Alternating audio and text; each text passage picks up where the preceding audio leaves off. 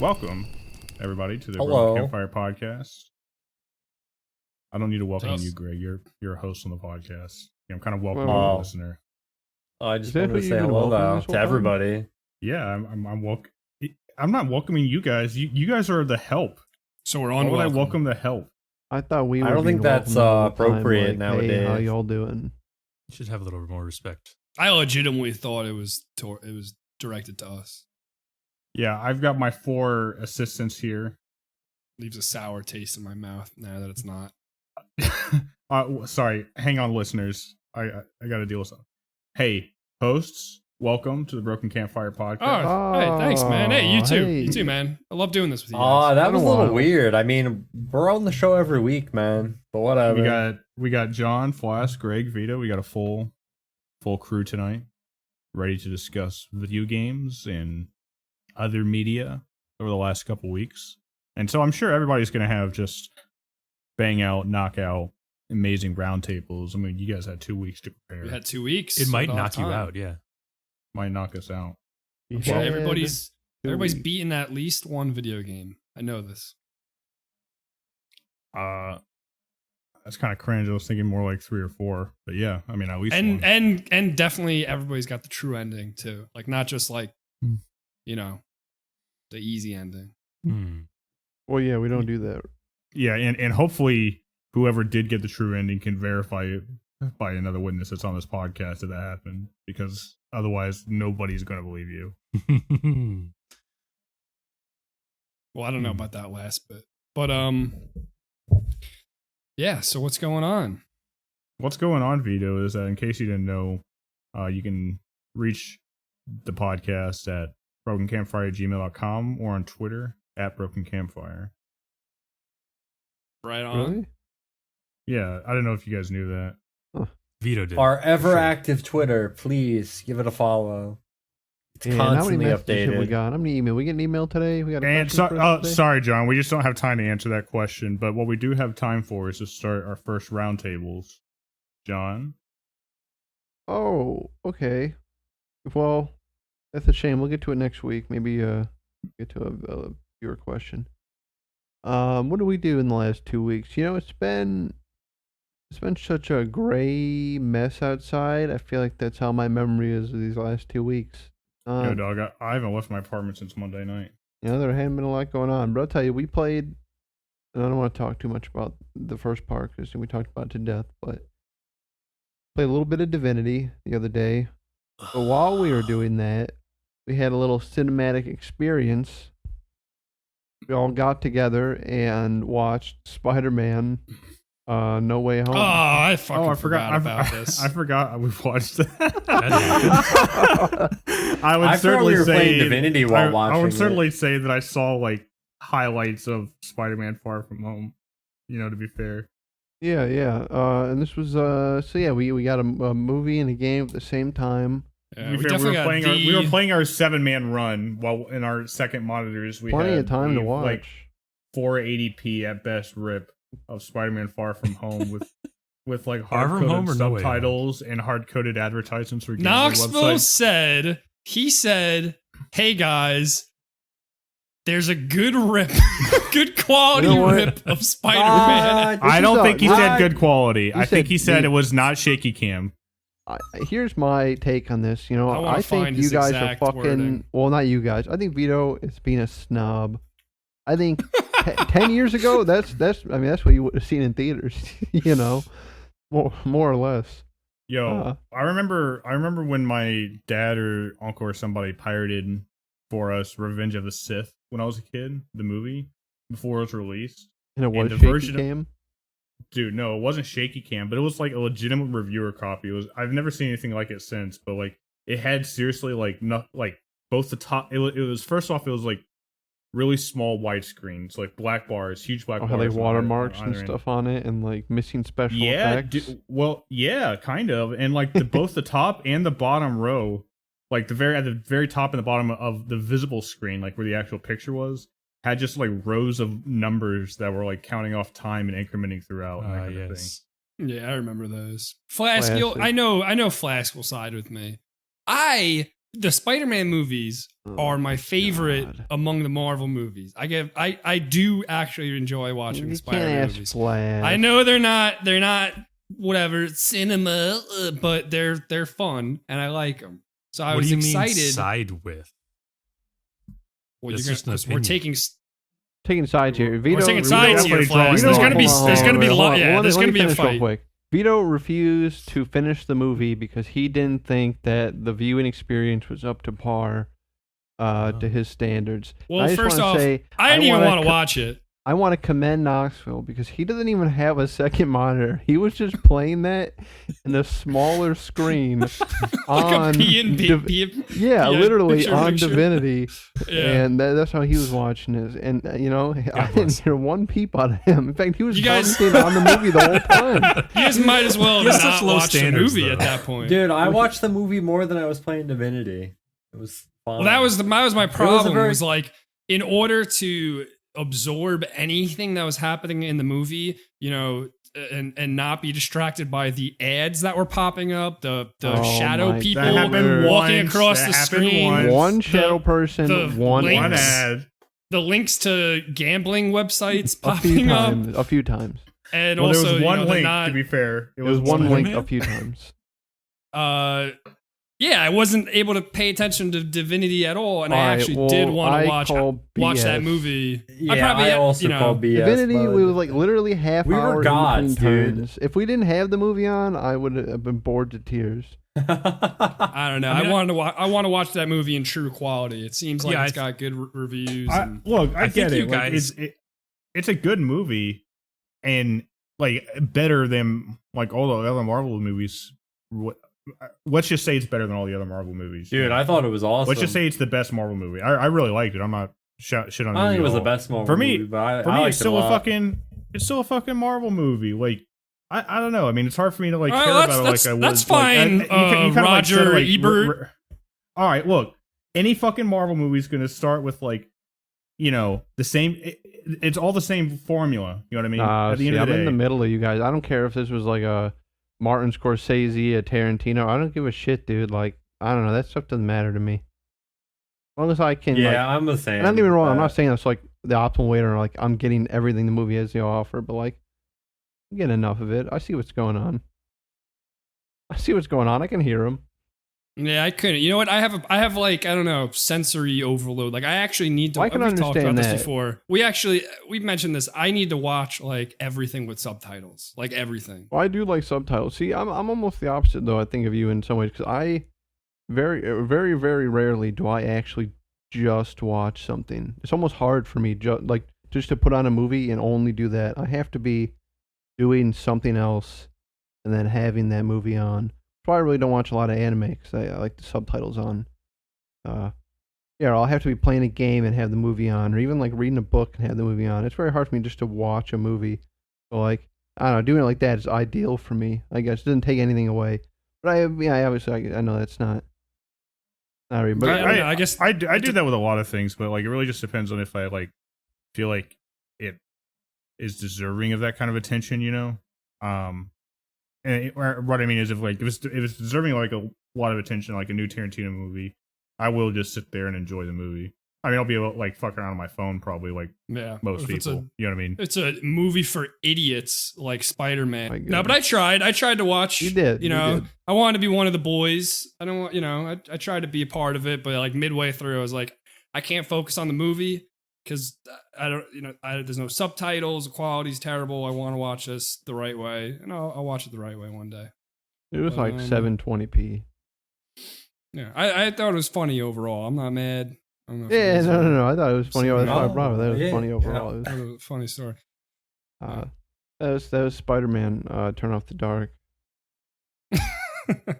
In other movie news, probably around the same caliber as Spider-Man, and I don't. It's been 2 weeks. I don't think I talked about this.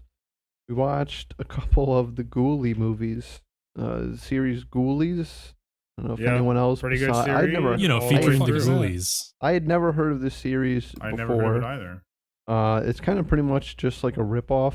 Well, here's the thing. All right, I didn't see the first movie. From my understanding, it's a movie called Ghoulies, sort of like a ripoff of the Gremlins.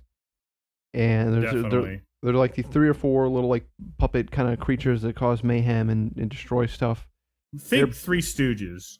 Well, hold on. In the first movie, they're barely in it. It's like they show up in like the end, and they're like these puppets that get summoned, and they don't really do anything. They're kind of background characters.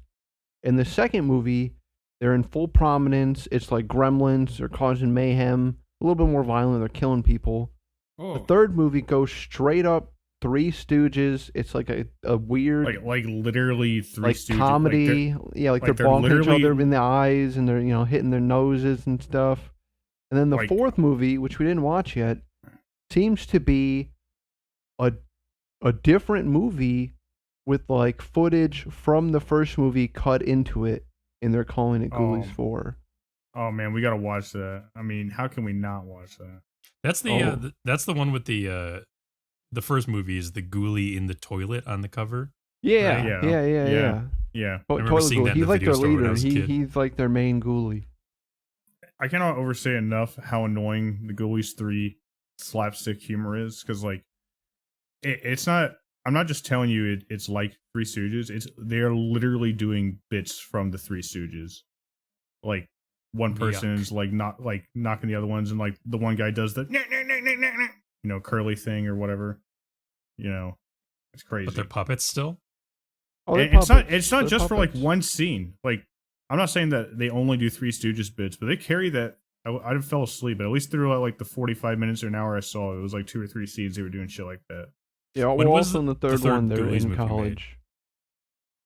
I want to say, I gotta look it up. I want to say late 80s, but in the third one, the Three Stooges one, they're in college too. So because I was gonna say there was a weird wacky Three college. Stooges revival in like the early 90s. I want to say where they had a resurgent popularity. They got 91. released, I think maybe. Yeah. So maybe that just happened to land in a time when Three Stooges were popular again. It's definitely possible. I remember that era. Very, of very. the I mean, 90s. each Ghoulie movie is just very different from the others. That doesn't make it any better, but it certainly explains more. Gives it historical context, perhaps. Yeah. Yeah, that's the Ghoulie series. If you're looking for something, if you watch Gremlins and you're like, I wish I had more. I wish I had like a lower shittier quality by a certain percentage. Yeah. And then moving on to video game stuff. I don't know. I think I might have talked about this briefly, but I beat the game. Might even beat it like right after. Nobody Saves the World. It was on Xbox That's on Game Pass. Yeah. Pretty fun. I mean, it's almost like a clone of like early Legend of Zelda games. Top-down perspective. I mean, really, it's actually just a clone. Like it I've looks got a like critical identical. question. What's that? Are you a man named or a thing named Nobody trying to save the world, or is nobody saving this world? No, you are a nobody, and you are saving the world.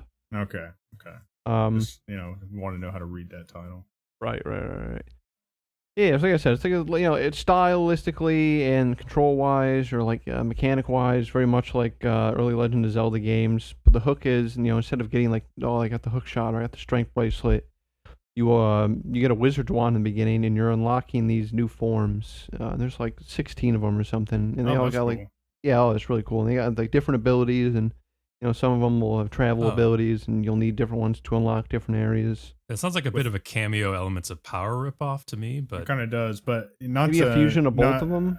Not to immediately nitpick the game, but if I feel like my initial thought hearing that sounds cool, but are like most of them something you use to solve one puzzle, one area, and then you don't use them again, or do like many of them remain useful, or do kind of depend on your play style? Well, the cool thing is, when you unlock these abilities, you also like can basically mix. So you unlock a form. Let's say you unlock like the bodybuilder, and each form has like 4 abilities that come with it. All right. But they're not like tied to the characters. So if you like playing the turtle or whatever, or you like the turtle's attributes, you can play the turtle, but you can use like the monk's moveset or whatever. Oh, that's cool. So yeah, you'll unlock different moves and stuff, and then you just kind of so you use the can't just kind of character play like. your way. It's not like many of them are just shit or really situational. Yeah, exactly. I mean, it's a great game. It's not very difficult. But If you're looking for something to push you to the limits, this is not going to be it. But it was definitely worth playing. Probably, I don't know, maybe around 12 to 15 hours, something around there, maybe a little less. But I give it 2 thumbs up. It was a good one, and it was pretty funny. It's a funny game. All right, cool. It's one of them funny games. One of them funny games. And that's coming from the funniest man on the podcast. So yeah, also on the planet. And then lastly, and Vito will talk about this more. I started Death's Door. Nice. And you, I think Flask you're underselling it a little bit. You got the true ending, right? Well, yeah. I didn't want to take Vito's thunder, but yeah, I beat it. Got the 100%. Did Are you serious? Did in about an hour. All right. I think you did it. I think you did it like yesterday around like 3 or 4 p.m. Like definitely before Vito did. Yeah, I think so. Very, very simple. Yikes. Very childlike. Congratulations. Practically trivial. I mean, if you died in this game, I don't know, you weren't holding the controller right or something. I don't know. No, really, I'll let Vito talk more about it. But I only played like an hour or two. I've beaten the first like big boss or whatever. I'm in the second area. No, it's good. I'm having fun. I mean, it's like a little bit like Death's Door and Nobody Saves the World are sort of similar. And then the sense that you're just walking around from like area to area, kind of like busting stuff up, moving to different areas. Nobody Saves the World takes more, from Legend of Zelda. Death's Door is more from like Dark Souls. But they're both good. I'm enjoying them both. Definitely a lot of Legend of Zelda stuff in Death's Door too. Oh yeah, for sure too. Yeah. But I would say Nobody Saves the World like even more. Even more. But I'm digging them both. Right, I dug Nobody Saves the World, and I'm digging Death's Door. Yeah, both games on Game Pass. Yeah, Game Pass is killing it. And then they got looking on here right now. They got Paparazzi. Hell yeah! I was thinking about doing. Just fucking Windjammers. Not doing that. I think that's about it actually. You're gonna play Windjammers with me. Never play Windjammers. Why won't anyone play anymore. Windjammers with Vito? Windjammers She's too been specifically. telling Telling lies. why? That Didn't just popped up Logan like, Marshall in the Green. last hour or something. Yeah. we hear about this game? Tell me lies. Telling lies? Yeah, I I told think you we guys about saw that. this. We saw this at a show. I but yeah, played it and then told you guys about it on this very podcast. Yeah, I was gonna Okay, say that's Flash why. talk. Oh yeah. Hey, Flash, Blitz, should we that's it play for this me. game? Telling Should we? lies? Yeah, I mean, if you like that type of thing, yeah, if you like an FMV sort of mystery thing, All right, it's well, not we've gonna been it's playing not gonna be like recently, Flash. super You been gameplay. playing Tell Me Lies? No. Sure, we'll jump over to Flask. Are you sure you haven't been? Oh, you've been playing Wait, Tomba, did you say though, Tell right? Me Why's like a cross between Telling Lies and Tell Me Why? Tell Maybe me subconsciously. We're gonna Todd have to hear that Howard's on the new playback. game. Tell me Yes. lies, tell me sweet little All right, tell us lies. about Tomba 2, Flask. I know you've been busting through it. Is it actually my roundtable now because John said so? I don't. Oh, yeah, I got nothing else. Flow, Yeah, sure. True. So yeah, I'll throw it. All right, over to whatever. John. Or Yeah. Flask. Real quick, Flask. I got 2 questions for you. Okay. You've answered the question about telling lies. I'd like to ask about Dreamscaper. What's your thoughts on that one?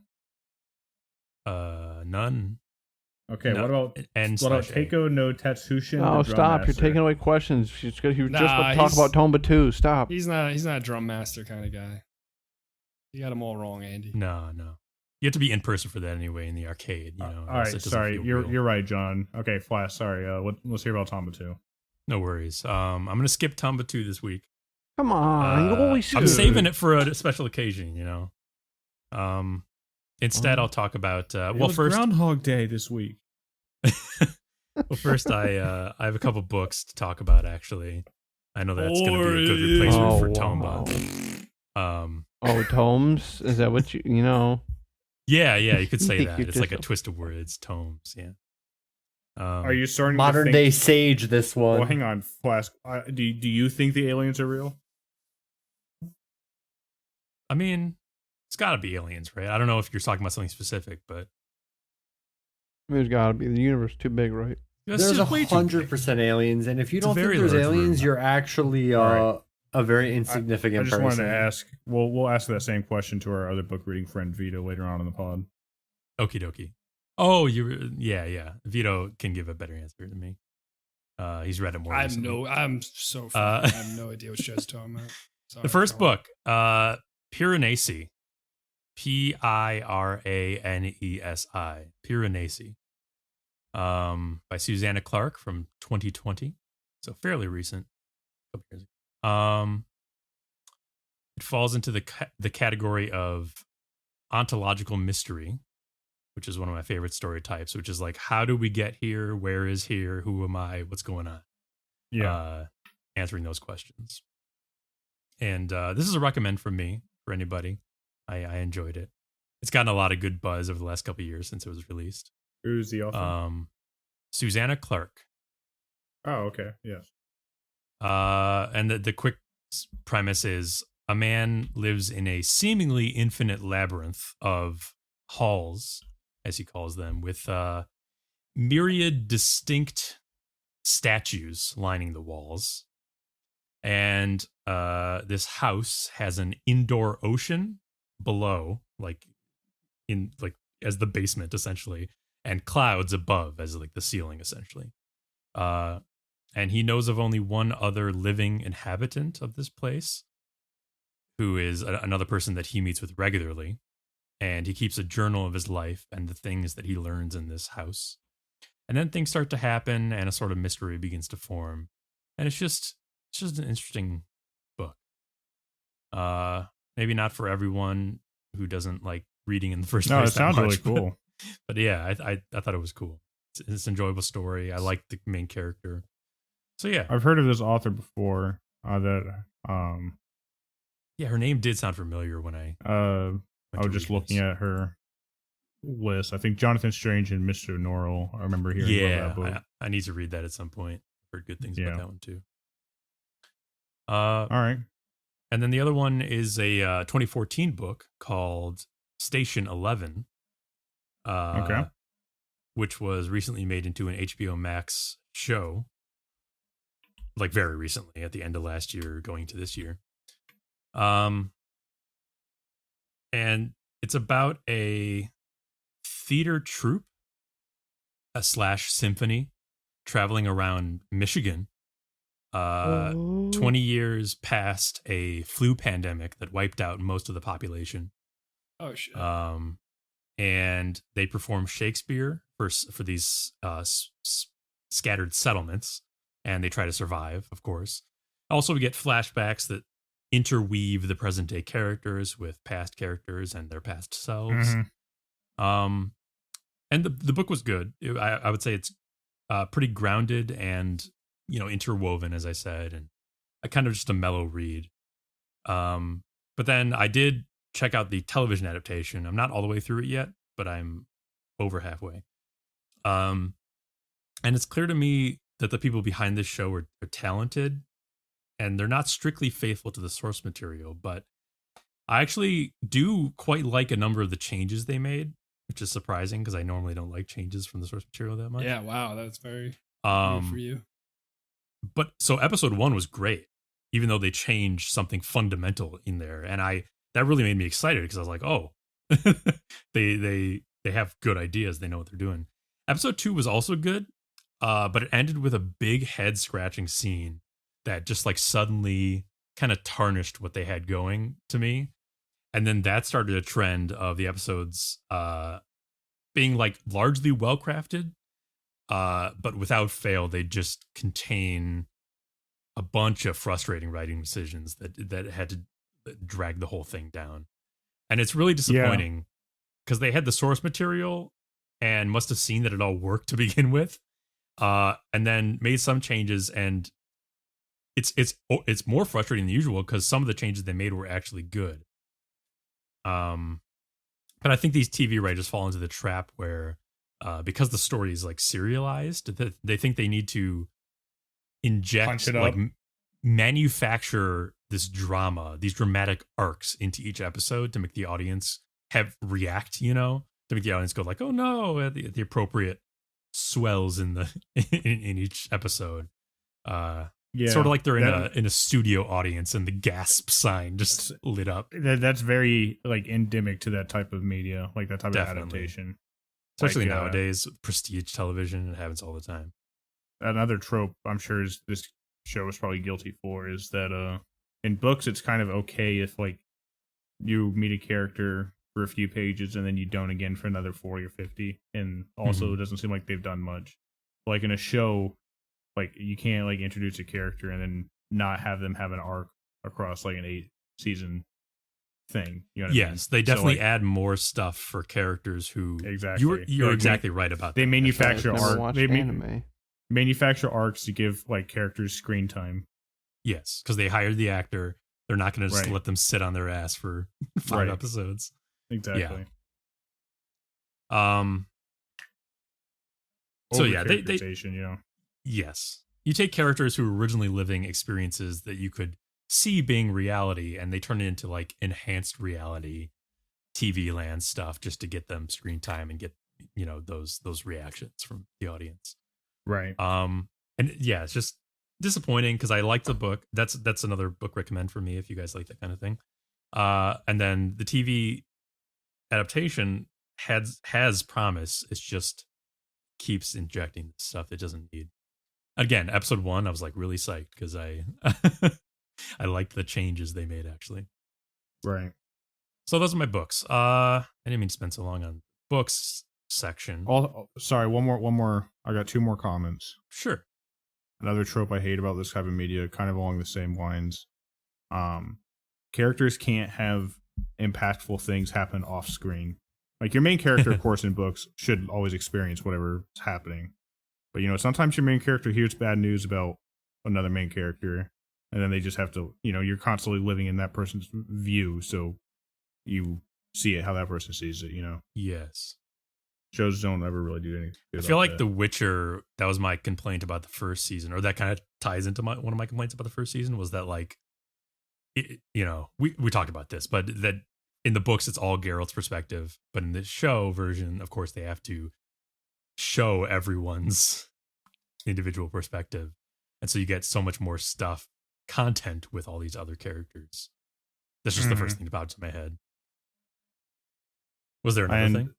Yeah, I have a small anecdote, a story from the last week that is relevant here because I'm not going to have a chance to talk about my roundtable and don't really have a place to put it.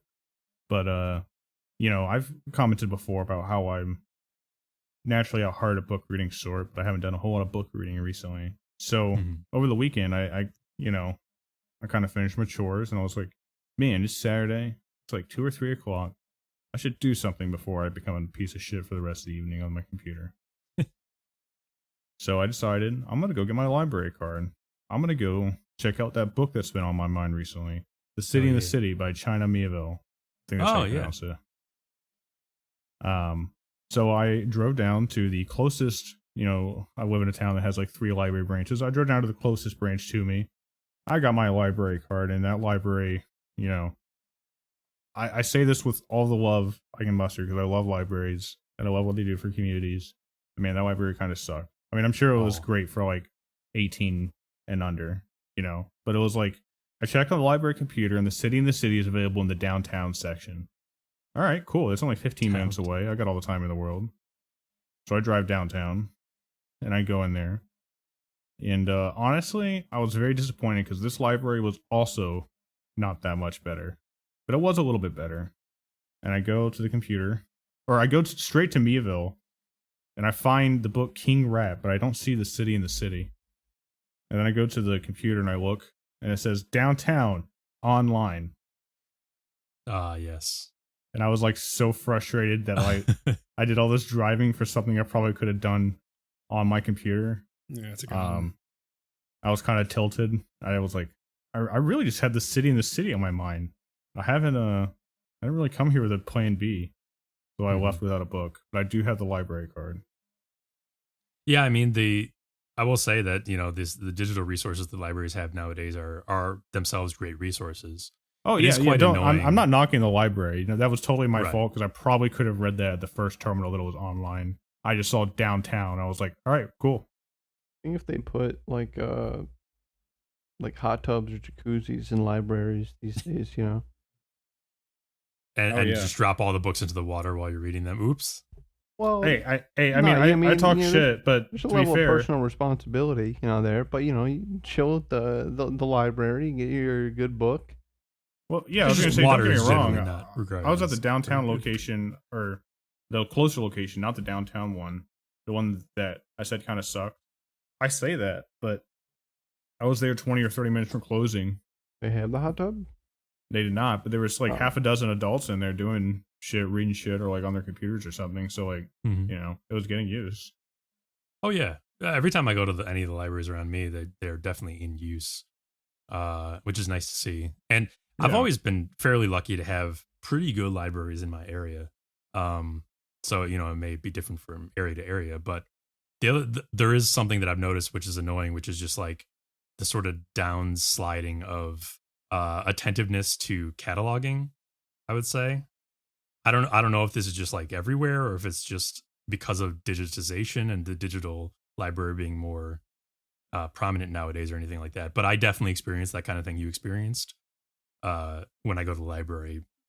I don't know. Yeah. Half of the time, well, things won't be registered correctly in the database, and I'll be looking and I won't find what I'm looking for, or it'll be in a place that I'm not immediately. I'm trying to figure out where it is, and I can't immediately find where it is, or something like that. So you get kind of tilted. Yeah. Yeah, that does happen to me too.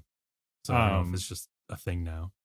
To be fair, like what I really should have done, I live in kind of a weird town, and there's like another town closer to a college nearby. And I think that town is the one that has the really nice library. So there is a really nice library. It's a little bit further away from me. Not terrible. I need to look into getting into that one.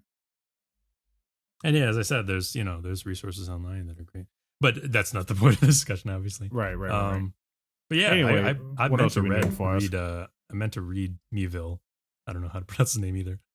It's China Villeville, I think. Yeah, but I meant to read his stuff too because I've always heard good things. I just haven't gone around to it. Yeah. So that's books. I did play through Death's Door, so I did finish that before anyone. Even before me, 'cause I did it before pretty you, fast. sir. No, it was way before. I mean, did you guys want to like convene with Vito and have a spoiler huddle? I suppose now would be a good time for it. I mean, does anybody care about spoilers? Also, I don't feel like this is a be- game where I should care about spoilers, right? Like I was gonna say I want to be respectful towards everybody, but this game has like a pretty. Definitely more about the game. I don't know what to call I the didn't give a story. shit I about will the probably narrative. It's not kind of like- generic-ish. It's kind So of go like, ahead, like you said. you ass man. All right, It's well, a what's fun idea, but what whatever. This is a game that I would play. just so this doesn't come up again a third time in the pod, let's go ahead and air out the bag on Death's Door. I don't care about spoiler bunkering myself. All right. Greg, you said you're good, right? Yeah, I'm good. I'm probably not gonna. Yeah, there's nothing to spoil in this game, as far as I think. Spoilers for Death's Door until 50 minutes on the dot. But I enjoyed it, and I have very few problems with it. It may not have blown me away, but I think it completely met my expectations for a game of this type. So it's, that's good in my book. It didn't grab or lose me in the, the story and the character department. It just kind of did its thing, and that's that, Yeah. And I came to really appreciate the art design and in the environmental direction. That stuff is great. I think I said something to this effect when I first saw Vito playing, but I felt it even more strongly when I played through it, that it has this like that painted texture about everything, and it's just sort of this gratifying look to it. And the game in general often wears its inspirations on its sleeve. So I don't think you could call it like very original, but I think it's all rendered in a This pleasing game's style. almost like this game. A lot of games are influenced by other games, but this game's like super influenced. super. I mean, from the boss designs to even when a boss enters and the Dark Souls like font pops up Oh, on yeah. the screen, Oh yeah. and the music starts playing. I I think little nods to Even to as Dark early Souls. as you're walking in the first area and you see the security guard is named Ball Plart, and you're like, oh, it's this type of game. Like, this is what I'm in for. It's going to be a game with this type of thing. It doesn't Ball care. Yeah, Plart. it's very lighthearted, silly. The dialogue tries to be humorous. I didn't think Yeah. any of the game was like funny at all, but Not, like, it's fun, it just- keeps things whimsical at Yes. the very least, Yeah, I had a good time playing the game. I don't know. I had a weird experience where like I started playing it because I saw this at, I don't know, one of those PC game shows or whatever, and it looked cool. The art design is the best thing about the game. I mean, is one of the best things about the game. Mhm. And I thought it was a real slow burn because I think it took me till the frog boss or that level, the overgrown ruins, where I was like, okay, I'm starting to have a little bit more fun.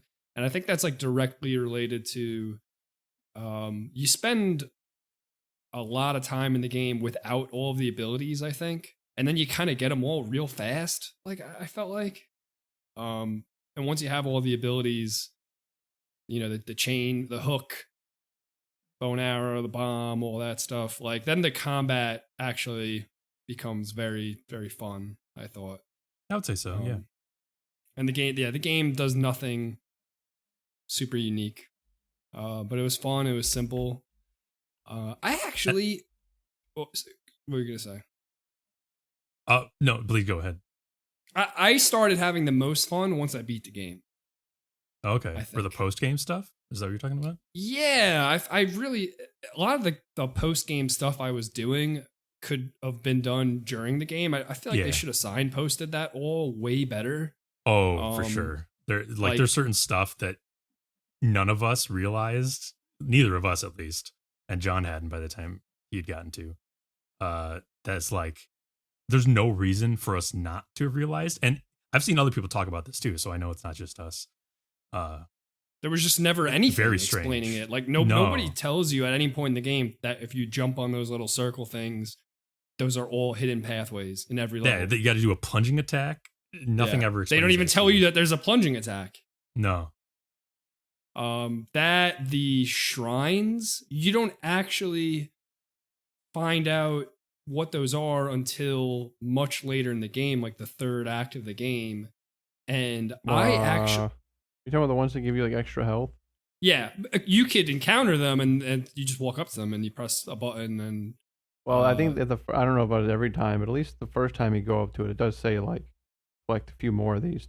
no, Getting it help or says it says it every time. You're Oh. right, I guess. But in my experience, I didn't even get one shrine until I met a character literally in the third act of the game that explained it to me. So I guess I guess I didn't realize how many hidden pathways were in the game. Well, yeah, I was actually going to bring that up. I think that may be just like a thing of like you Maybe I don't haven't play played as those many of these games. games because like exactly Yeah. when I went into the pothead, the first like dungeon ever, I was expecting. I was like, all right, this is like Legend of Zelda like, so they're gonna have like some secret item or some secret room, and there's like in the whatever Vasehead lady's place. You go into a bathroom, and you can see the door on the floor, and it's a reflection. And you have to go through the Right. reflection. But yeah, I mean, if you weren't looking for that stuff or you didn't know there's gonna be secret doors, then yeah, I could definitely see. I getting did catch farther. that one, but there's tons of Well, yeah, there's secret the one before pathways. that, but yeah, there's definitely they want because I don't know their significance yet. 'Cause I don't know. You guys took me seriously. I was memeing. Did not beat the game. There's little like what are little items you can find. Like I found like a wedding ring and I found like a Mhm. photo. I The don't know if shiny those matter things, yeah. later, but yeah, those are all little hidden things in the game. So yeah, there's tons of hidden areas. There's a lot of those. I didn't even get all the weapons until post game. But they're Right, I don't available. think I did either. mean, it's not like they're holding them off from you. It's just You're right, There's- like the first one you can easily miss, like the twin. Well, no, the first one's the umbrella. I guess you can miss that too if you're not looking for it. The twin little daggers. I mean, they're sitting there and like they're not hard to get, but you don't have to go that path. You can. I mean, you could just go right by them. Yeah. True. I thought that this game needed a map. Oh I yeah, would've that's one of the really things I was going to appreciated say. It needed a map, and it's weird because it's like I never got particularly lost. It was just that sort of annoyance of like not having one, especially late in the game when you're looking around for stuff.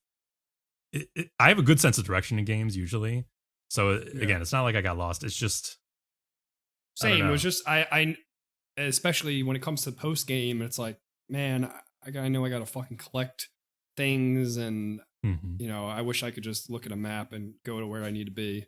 There's no reason not to have one. Yeah. Yeah, I mean, a game like Dark Souls doesn't have a map, and that's what its inspiration is. So that's probably why it doesn't need a map. I suppose I don't know. There was plenty of times in the game where I was like, I would really appreciate a map in this game. Yeah. So I don't know.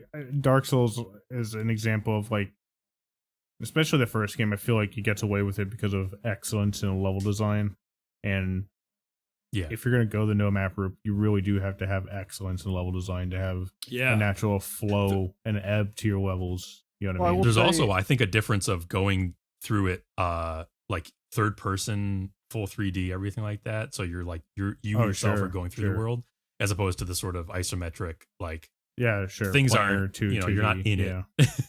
At least so far, to the point where I'm in, the game does do a good job of, you know, you go through this path, then you open a shortcut, so you don't have to go through it again. Yes, that stuff is it definitely cuts down on time once you open up those ladders and things. Yeah, I mean, I agree. I thought there was going to be a map, like, you know, like Zelda style, where you could find somewhere in the dungeons, at least for like the dungeon area or something. Oh, that would be good. Yeah, that would have been cool. Good. Yeah, but I also would have appreciated teleport back to headquarters button or something like that. Right, because you have to find the door. So far, they give a fair amount of doors, but I guess they go. But they're always at the start or the end of the level. So if like you're just going, you know, there's going to be a post game. Basically, you're going to want to collect stuff, and if you're just going to a level to collect something really quick, you don't have to navigate the whole. I mean, if we're talking about Zelda, the Zelda usually has that kind of thing as well. Well, you know? yeah, I mean, even Souls light games like Hollow Knight has its tram system. You know, Dark Souls itself has the bonfire teleporting. But don't you use like a wind flute or whatever in the original Zelda game to get out of dungeons? Yeah, you do. Yeah. Yes. I was gonna say, John, speaking of when we were speaking before of like the late game wanting a map and everything, are you like 100% certain that you're okay with like a little bit of spoiling? Because it's not really. No, it's something that I could say to you that would actually probably improve your experience, like the plunging attack onto the circles thing, which is just annoying to not know it the whole game and then find out that you missed all of them. Something very similar to that. Do you mind? Oh yeah, go for it. I'm gonna guess what he's gonna say. What? You're not gonna get any more item or ability power ups to the point you're right now. That's not what I'm gonna say. No, I'm gonna say something much more similar and just I know what he's gonna say. An annoyance. Yeah. So there's a late game thing, a challenge in which you have to plant a seed in every single health pot in the entire game. Oh. So I don't know if you did this, John. I don't know if you did this, Vito, but I saved my seeds for the times that I absolutely needed a health refresh or health. That's what I would do. Yeah, I'm a real gamer. Saves a seed.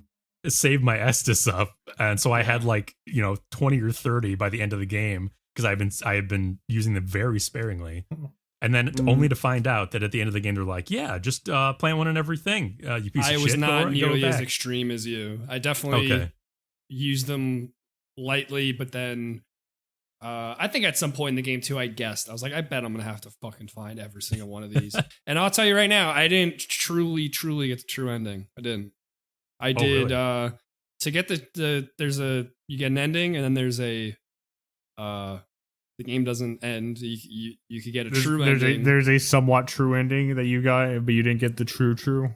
Well, no. So I got the regular ending, and then to get the true ending, you need to do six different tasks that you're not told what to do at all. And it's I thought it was great.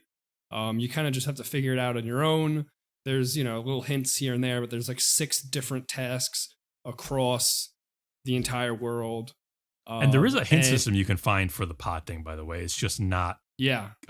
It's not comprehensive. I didn't find that out on my own. I ended up Yeah. having. I looked at a walkthrough like halfway through, and Sure. I was pleasantly surprised because I did figure out almost all of it, and then there was the pots thing, and I was like, you know what? I'm gonna just do all of the rest of it because it's fun and it's new content. And then I'm just going to look up on YouTube the trending. I'm not. I get that because it's not fun gameplay for me to, and it's just a video. It's not like anything. I totally get that. I debated whether to do it or not, and then I started doing the things, and I was like, I guess I'll do. You're like it's not that bad. It was pretty bad, but I guess I'll do all the stuff. Whatever. I think I was only like. The game. I want to say I only needed like less than 5 pots, maybe even like 2. But I didn't even feel like finding those. That's like even worse. I totally get that. Especially if I went through like a walkthrough, there's like 60 or 50 pots. Right. I'd have to find the one that I didn't have. Oh, yeah. That would suck. But there's plenty of great post-game content. I was like really happy with that. I think the latter half of the game really hooked me. I was like, I'm having fun. This is a game that I find very easy to play because it's like chill. It's not Dark Souls. It's that you can't compare it to Dark Souls, but it's got fun gameplay, and sometimes it can be pretty difficult. Some of the boss fights, were difficult and fun, and then some of the just regular battles, like the avarice battles with the chests, those were fun, pleasantly challenging. Yeah, I was going to say, satisfying in terms of the gameplay and in comparison to Dark Souls. I would say the game is fairly easy. Or at least not difficult to get the hang of. But your greatest enemy, like Dark Souls, ends up being your own impatience and your own greed in trying to get as many hits in as you can, stuff like that. And I think the top-down perspective made me want to get through the encounters faster for some reason. Whereas like third-person Dark Souls stuff, I feel like I'm more willing to be patient. I'm not sure why that is exactly. But I'd say the difficulty felt fair, and the bosses were fun. I wish there were more bosses, actually. But wish there's more bosses. The bosses were fun. excellent. Let me lay this down for you guys, all right? Because I noticed this while I was playing. Because I mean, so far I really haven't. No meme. I really haven't run into anything difficult that far, or so far. But I have noticed that the gameplay is pretty similar, just kind of like maybe a little slowed down version of Enter the Gungeon. Okay. You run around. You have a dodge roll. So if you are digging just strictly the gameplay and you want more of that, but in like a roguelite / much more bullet hell. I mean, it's more difficult. They want you to die and restart and get better. I check out Enter the Gungeon. Cool, I have 400 hours in it. I think love I've put a little time into it. That's a great recommendation. Yeah, I will check that out because I did really enjoy the simple, not mindless. You had to pay attention to what you're doing, but I don't know. Something about it was very chill. It's only like 3 buttons, Yeah. You haven't played Enter the Gungeon? No. Oh. He's not a big roguelike guy, I probably told him it wasn't the game for him. Yeah, we should play that. It has a co-op too. Oh yeah. Vito, let's play Nuclear Throne. What's that? That's Nuclear a Throne. DLC or something? Another one. No, it's like another game like that. Yeah, you like, can play Enter the Gungeon after you beat Spelunky 2. Yeah, okay. Guys, I beat this game. Cool. I was very happy about that. I don't beat a lot of video games. I start games. Well, you didn't get the true ending, but come on. I could have got the true ending. If I dedicated like another 5 hours to the game, I obviously would have got the true ending. It's not fun work. It's just I don't know. I'm with you, dude. When it stops being fun, why do it? But I beat this game. I think that says a lot because the game was enjoyable enough for me to beat. I pick up a lot of games, play them for a little bit, and then put them aside. But I'm proud of you, Vito. This game, which I wasn't even blown away by, but I just had fun. It was good. Yeah. I liked it. Hey, game no fun, me no run. You know what I'm saying? That's what you say all the time. And from what I understand, I didn't play it, but this developer's first game, Titan Souls, Death's Door is a market improvement over Titan Souls. So if they're only getting better, then I look forward to seeing what they do next. Yeah. Yeah, for sure. Okay, Is that all we I wanted think we're to say still about on, Death? still on Flask. And his Yeah, story. that's Death's Door. You Okay. played any other video games you wanted to comment Well, I was on? going to talk about one more. Alright. Oh, And I don't know. that video game that I'm going to talk about Oh, is I know. Inscryption. oh wait. Oh, What? You What? didn't, You you script didn't on know me. it at I all, thought he was John. gonna say the other game that he was Enter the playing. inscription. Enter the Enter the inscription. script. I thought you had beat this with all of us. What? No, dude. I thought you had beat this with all of us. So for have some you? No. reason. You've completed this video game, I presume. Yes, I have. Did you get the true ending? And Flask, like the good little student you are, you've gone back and you've re-listened to the discussions on it. Yeah. I did. And what you think? Good? Yes. Good, yes. Yes, good. That's good. I mean, that's so good. you guys had a more in-depth discussion, as Andy just said, in episodes 76 and 78. Yeah, we which kind of did our already. our listeners can go Yeah. listen to. So I hate to dwell on the game a third time, but I'm, Yeah. No, it's I'm going fine. to a little I bit. mean, go ahead. Yeah. Whatever your thoughts are. Can I talk Oh, spoilers at all? That's what I was going to ask, Greg. This is a very spoilery game that you definitely don't want to know. I already know everything. I was in there for the last. That's right. one. You saw a VTuber Yeah, play, right? I Let watched him the VTuber freaking play. rip. I'm just making sure again. Go ahead. I'll try to be man. quick, if not succinct. Just no, rip it's him. fine. Spoilers for Inscryption until 1:10:54. So yeah, I like all the distinct acts in this game. Everybody has had a sorry, real quick. I just want to comment that everybody has had. I feel like whenever this game has come up, people have felt like a time pressure to discuss it. So certainly, just take as long as you Yeah. want. That's true. Okay, I will. I liked all the distinct acts of this game. I'd say Act 1 was the most enjoyable to me. I know a lot of people A have little that faster. opinion. Not everyone, of course. I just like Yeah, the that's the gameplay normie. loop of Act That's the 1. normie brain. I know. I guess I'm a normie brain about that. I would say it had a nice, smooth build up and progression, that act, where I felt Act 2 had more trouble getting off the ground for me. Plus, the presentation wasn't as engaging. To The me as horror as the- vibe in the horror- first yeah, act is Delightful. so enthralling. Yeah. very much so. But the funny thing is, I played the Pokemon TCG game for the Game Boy back in the day when I was a kid, so it was nostalgic for me. Act 2, like I immediately recognized what it was going for. But it didn't really do much for me otherwise, especially in comparison to Act 1. And the gameplay was more frustrating, I would say. I felt more at the mercy of RNG than I had in Act 1. Yeah, for sure. What build did you go? What in? deck? That's the What's funny up, son? part. I chose Mox first, the Magic deck. Yeah. Oh, Alright, And Andy. I got blown out completely over and over again. So I literally restarted the act. I'd only gotten like a Man, short ways That's into it. crazy. And I felt chose Bones overpowered. instead. I felt overpowered with the Magic deck. Like I remember not. I mean, I had to pick my battles. I did get creamed like once or twice, but Mhm. I never really had much of a problem. I beat Act 2 in like an hour and a half with that deck. Yeah, that's crazy. I was very surprised when I heard you say that. I mean, I was Um, doing a lot of like careful strategizing. Like the problem with that deck is that you get 4 magics at first, and you got to like just balance what magics you want to use at the time. So you got to do a lot of like deck curating. I found the Mox stuff nicer when it was integrated with another deck. Like once I later on when they start giving you the Magic cards to complement stuff you already have, I was like, oh yeah, I see the value of these now. Sure. Especially when your cards start getting the gem like Right. attributes added to them. What was the second deck you picked? Undead Bones, nice. and then that was me. I crushed it with Bones. Yeah. Yeah, Bones is fun. So it would be interesting to see high level Mox play. Act 3 was good. I'll show you sometime. Okay, thank you. Act 3 was good in that it went back to a similar style of walking the path and The getting Act 3 boons was and my such. favorite. So I heard. Oh yeah, you heard. You know.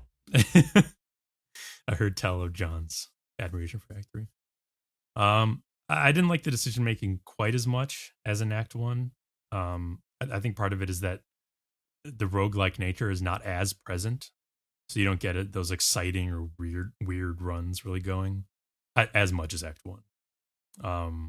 And the checkpoint system was neat, but it didn't end up actually affecting much since I didn't die that often. Or like anytime I would die, it would just like set me back like one fight or anything. Right. So checkpoints didn't really matter that much. There's just a lot of weird secrets on the map. A bunch that I didn't even find that I felt like I was exploring it pretty well, but I didn't. I thought I did too, but yeah, there's some funky stuff that I you watch videos later and you're like, what the fuck, that was there and there. Interesting. That was that. Yeah, that and the ARG plays into some of that shit too. Like you have to do weird stuff on the map to solve the ARG. Okay. I did like the boss gimmicks though, of that. Yeah, I mean, I love the boss. Well, I think maybe I said this in the other thing. Part of me liking part 3 is probably because I picked the robot deck in part 2, so okay, right. It's more of like a continuation Thematic. for me. I was just like, all right, we're rolling on to. I was already fucking in it. Mm-hmm. Like I already had my strategy down. You were resonating hard. Yeah, well, it was even cooler because first time playing through, I didn't know if every master had their own version of Chapter 3. Yes. I picked the robot deck, and no matter what, it's always going to go to the robot. But I didn't know that. So while I was playing in my head, I'm like, oh, dude, what the fuck's the Bone Lady going to be like? What's Mox going to be like? It was not disappointing to find out it wasn't like that. I was just like, oh, cool, I made like the canon choice. All right, right on. And it would have been interesting to see the. I think my favorite little glimpse was the Bone Lady, Undead Lady, her little game. It was cool when she starts to pirate. It starts the ships or the cannon start pulling up on the side. Yeah, and then the music cuts off. Memory budget. Yeah, that's a good. I like that part. Yeah, I like the magic guys. I actually absolutely fucking, that scene goes on a little too long with the end when you're playing Yu-Gi-Oh. Yeah, I mean to be fair, like story wise, that's like at the point where almost everything has been ripped asunder, and you're just like picking up small fragments of reality to play a game with. It was amusing though. I still think you talked about the boss mechanics. The whole building an entire netcode just for that one boss bit is like crazy. Yeah, are you actually sending your cards to other people that are playing like connected to Steam or whatever online? Very, very cool. And it was funny to see Vito pop up as one of my enemy cards. Hey. So those gimmicks were fun. And all that being said, I think you might have in I think you did actually. Now that I think did I beat you? I think no, absolutely not. Yeah. Did I beat you? I think you did though, dude. I think I did. I think you did. I heard it in his voice. Bro, I got him.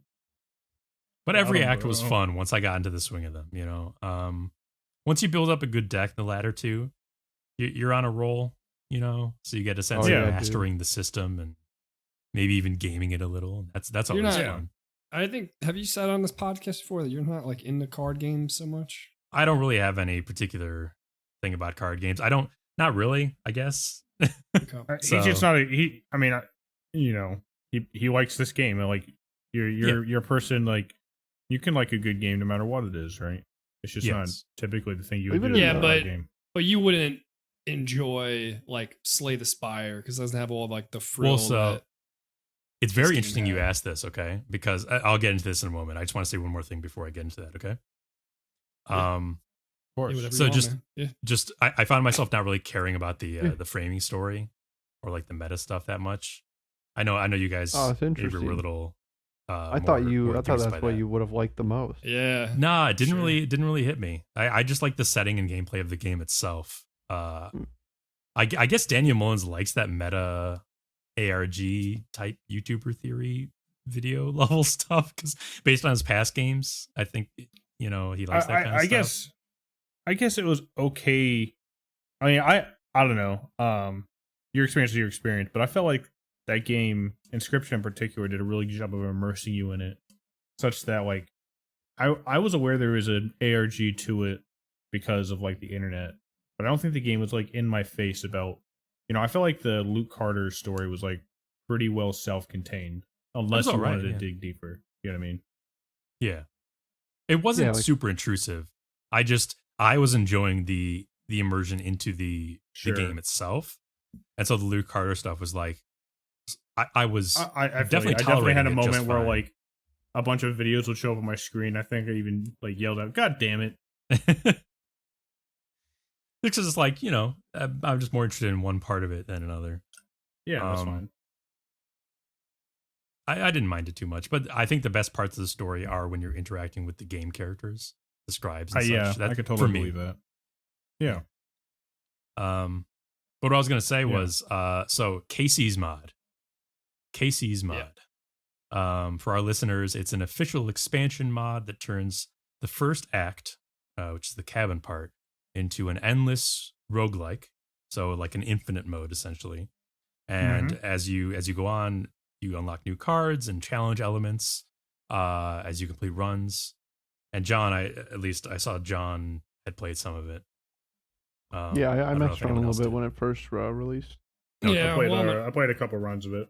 I'm an asshole because I think I was the only one that specifically asked for it, and then they made it, and then I never played it. Yeah, that sounds about right.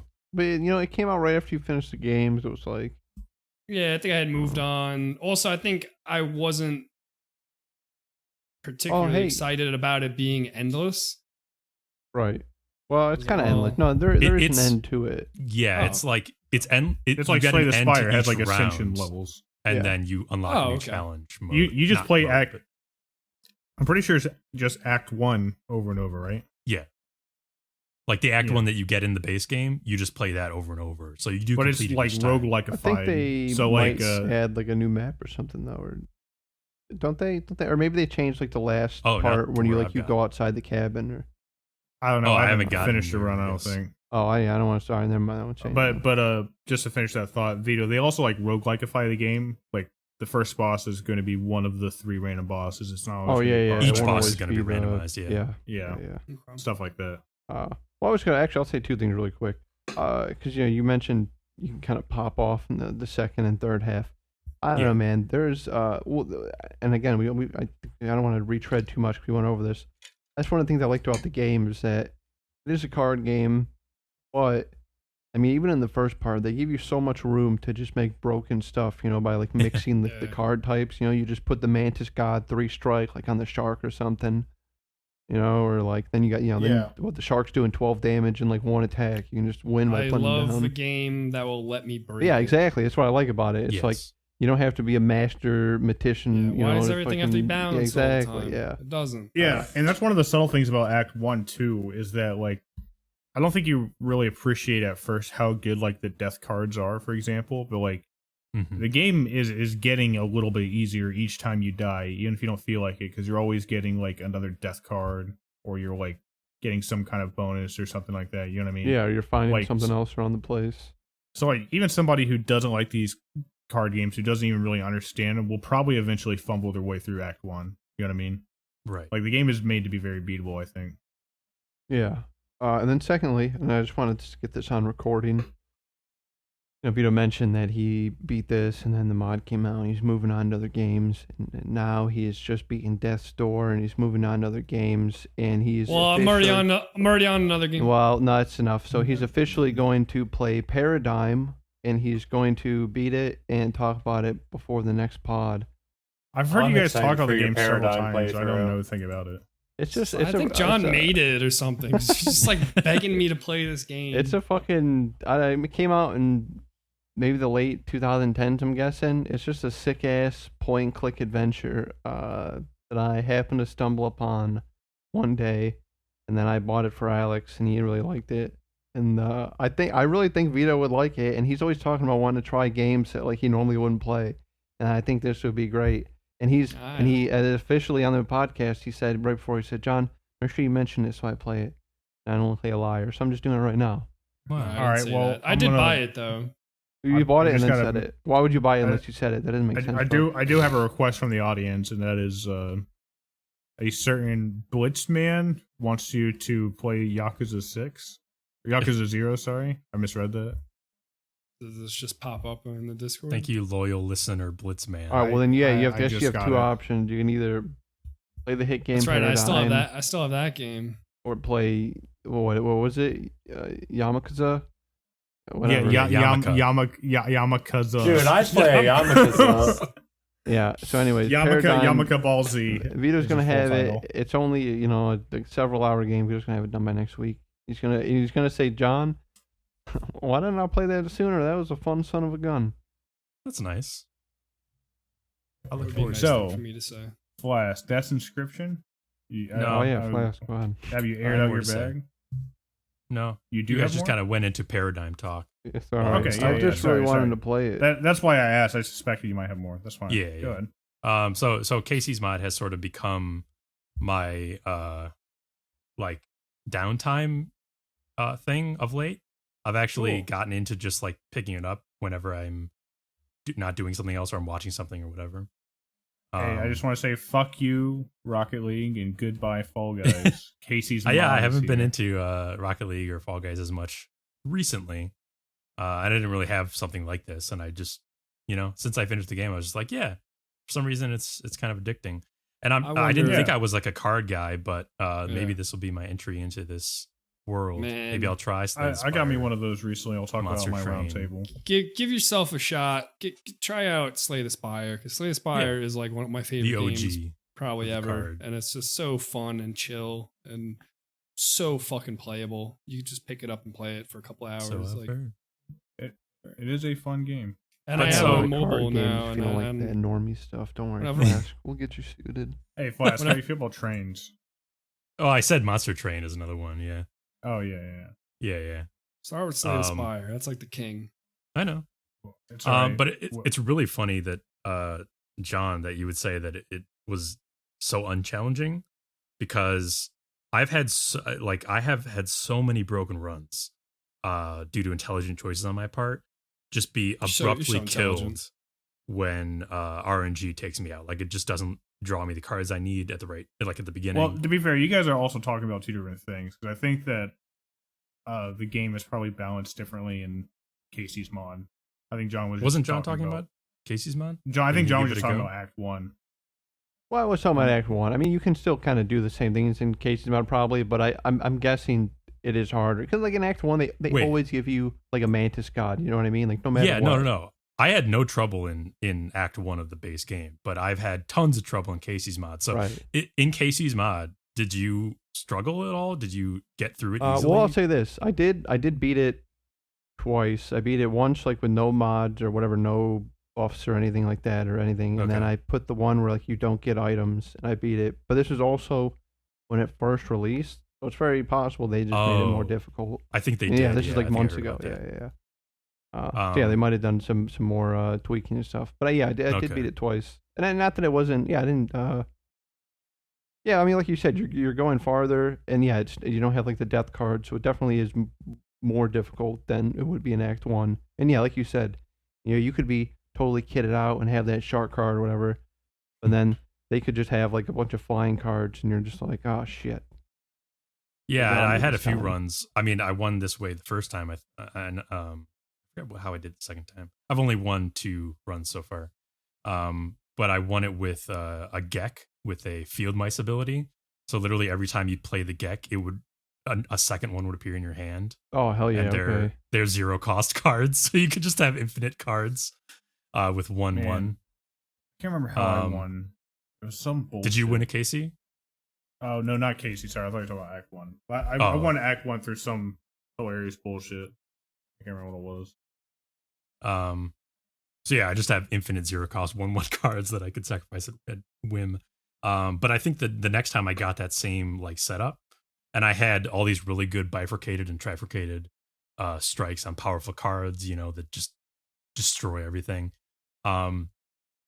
It just like didn't serve me up the right cards at the beginning on the moon fight, and I just lost. Like there was no way around Oh, it. that I feels tried to bad. divest myself of all unnecessary cards. I was doing all the right moves. It just didn't give me that run, It took it away from me. So yeah, I've only won 2. Actually, I just started the game up to look at the stat screen. I remember it being funny. Yeah, actually still has misplays on there, and I want to know what the fuck that means. Yeah, the misplays is a mystery. It drives me mad. Because it often gives me a lot of them, and I'm like, I don't feel like I did that poorly. But it also has Mantis Gods picked, which I think is funny. That is funny. I'd love to see you run a KC run, just to see how you play. Yeah, I'd be down. I still have it downloaded. Actually, I have one victory, 0 defeats, 5 bosses defeated. Yes, I guess I only did one playthrough. Okay. Yeah, because it sounds like, just from what I am gathering, it sounds like you might actually be better at this type of game than me. So it'd be interesting to see how someone like you would play. John is a master board game, card game player. Yes, that's I probably just by virtue of playing more. I'm sure you. That's true. Gave it a few hours. You'd blow me out the water. You're way more organized than I am. I mean, I'm not saying no, but I think, John, you're underselling how much being into stuff like Marvel Versus for years has done to your different card game skill. I guess that is true. So I'd love to see you. Once you got the curve down. But yeah, I'd definitely play it. Yeah, stream it. Yeah. Okay. I mean, I credit most of my... for the boys. I'm not great at those games, but I credit most of my card game skill from like playing a lot of Dominion in college. Right. Maybe I'll Flask. Maybe I'm into card games now. Maybe I'll get better than all of you. Hell yeah. Well, that's it for me, though. If we have an upcoming event where we meet each other and hang out for a few days, we should play some Dominion. That's not a good gonna game. happen. Not gonna fucking happen. Okay. Well. With that, Flask, I have to. I only like card card games when they're video games. Is that it for this week's? That's it for me. Roundtable. Okay, fellas.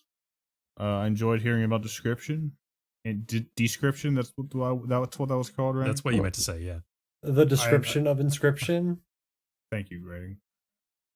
Yeah, no problem. We are overdue for a break, so I'm going to call it here. The whole podcast, we're done for the night. And listeners, don't let that time on your podcast fool you. We will not be back in like 10 or 15 seconds. It's just another hour of white noise. Don't worry about it. It's just white noise. Greg's going to talk about anime. Casey's mod has got it going on. She's all I play, and I play. That's enough, Flash. That's enough. Right, it's done. Everybody grow up. All right. Vito, wait, 10 we've talked minutes. so many Casey, times, like after like almost every episode, like you don't have to try so hard.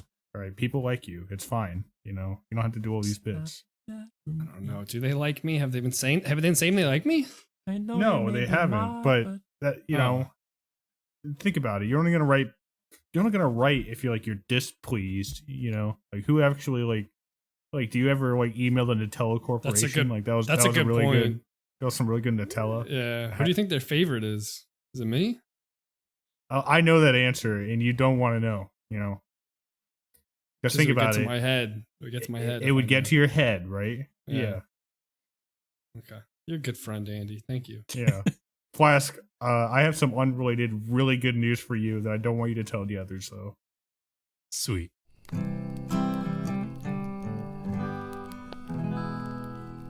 Had any of you guys played Dicey Dungeons at all? No, I've had my eye on it. I haven't played it yet. Have you played it, John? Or just... Yeah, I own it.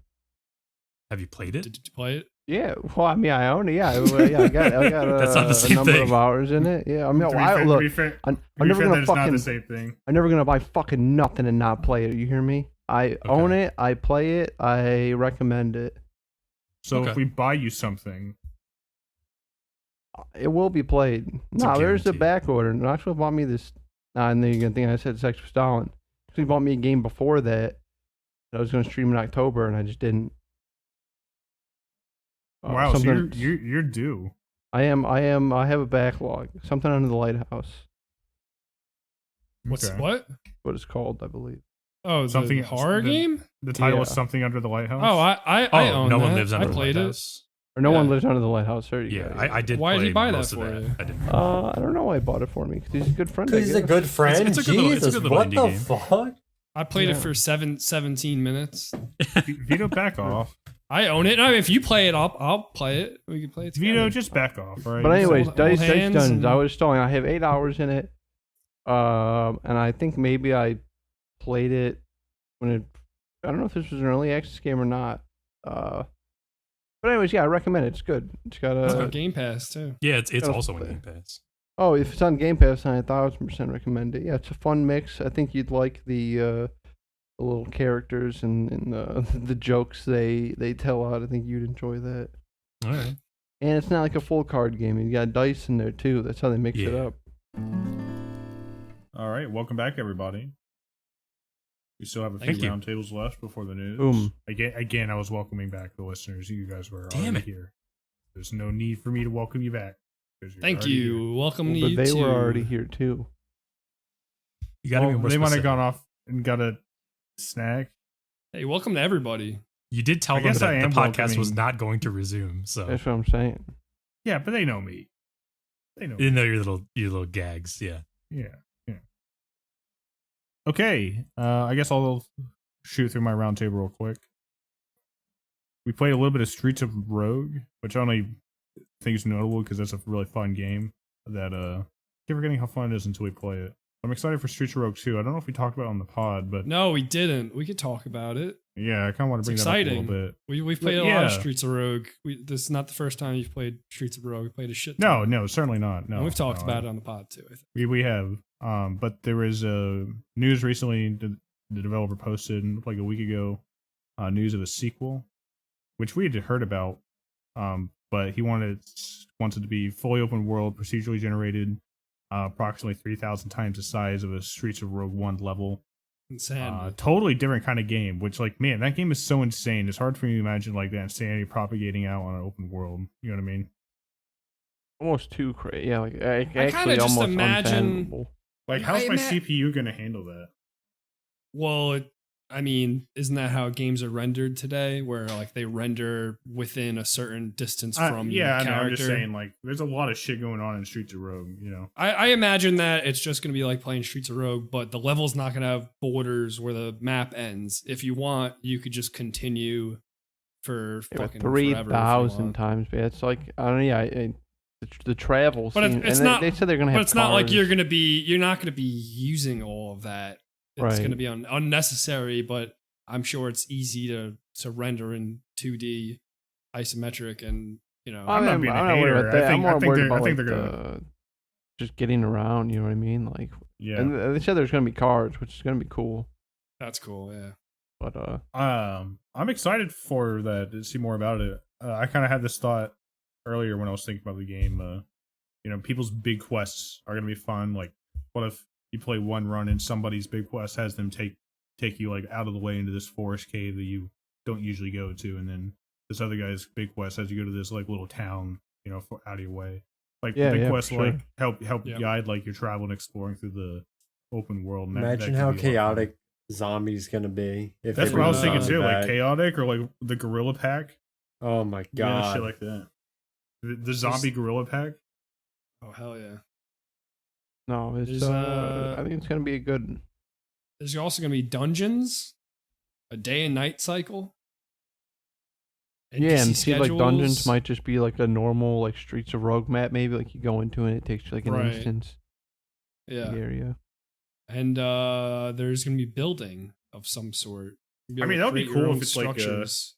like a campaign and shit. Like feel kind of like a little pixel art D&D thing. You know, like you gotta like rest at night and that kind of thing on your travel to the city or whatever, shit like that. Yeah, they got a bunch of different angles they could go at it from. I think it should be good. He did. I think he's like said pretty much every time he's talked about this game that you know, do not expect anything anytime soon. So we'll just have to wait and see more about that. Fun game, Streets of Rogue. We also played some Divinity. We kind of already talked about that. I think I'm gonna shelve the single player run right now.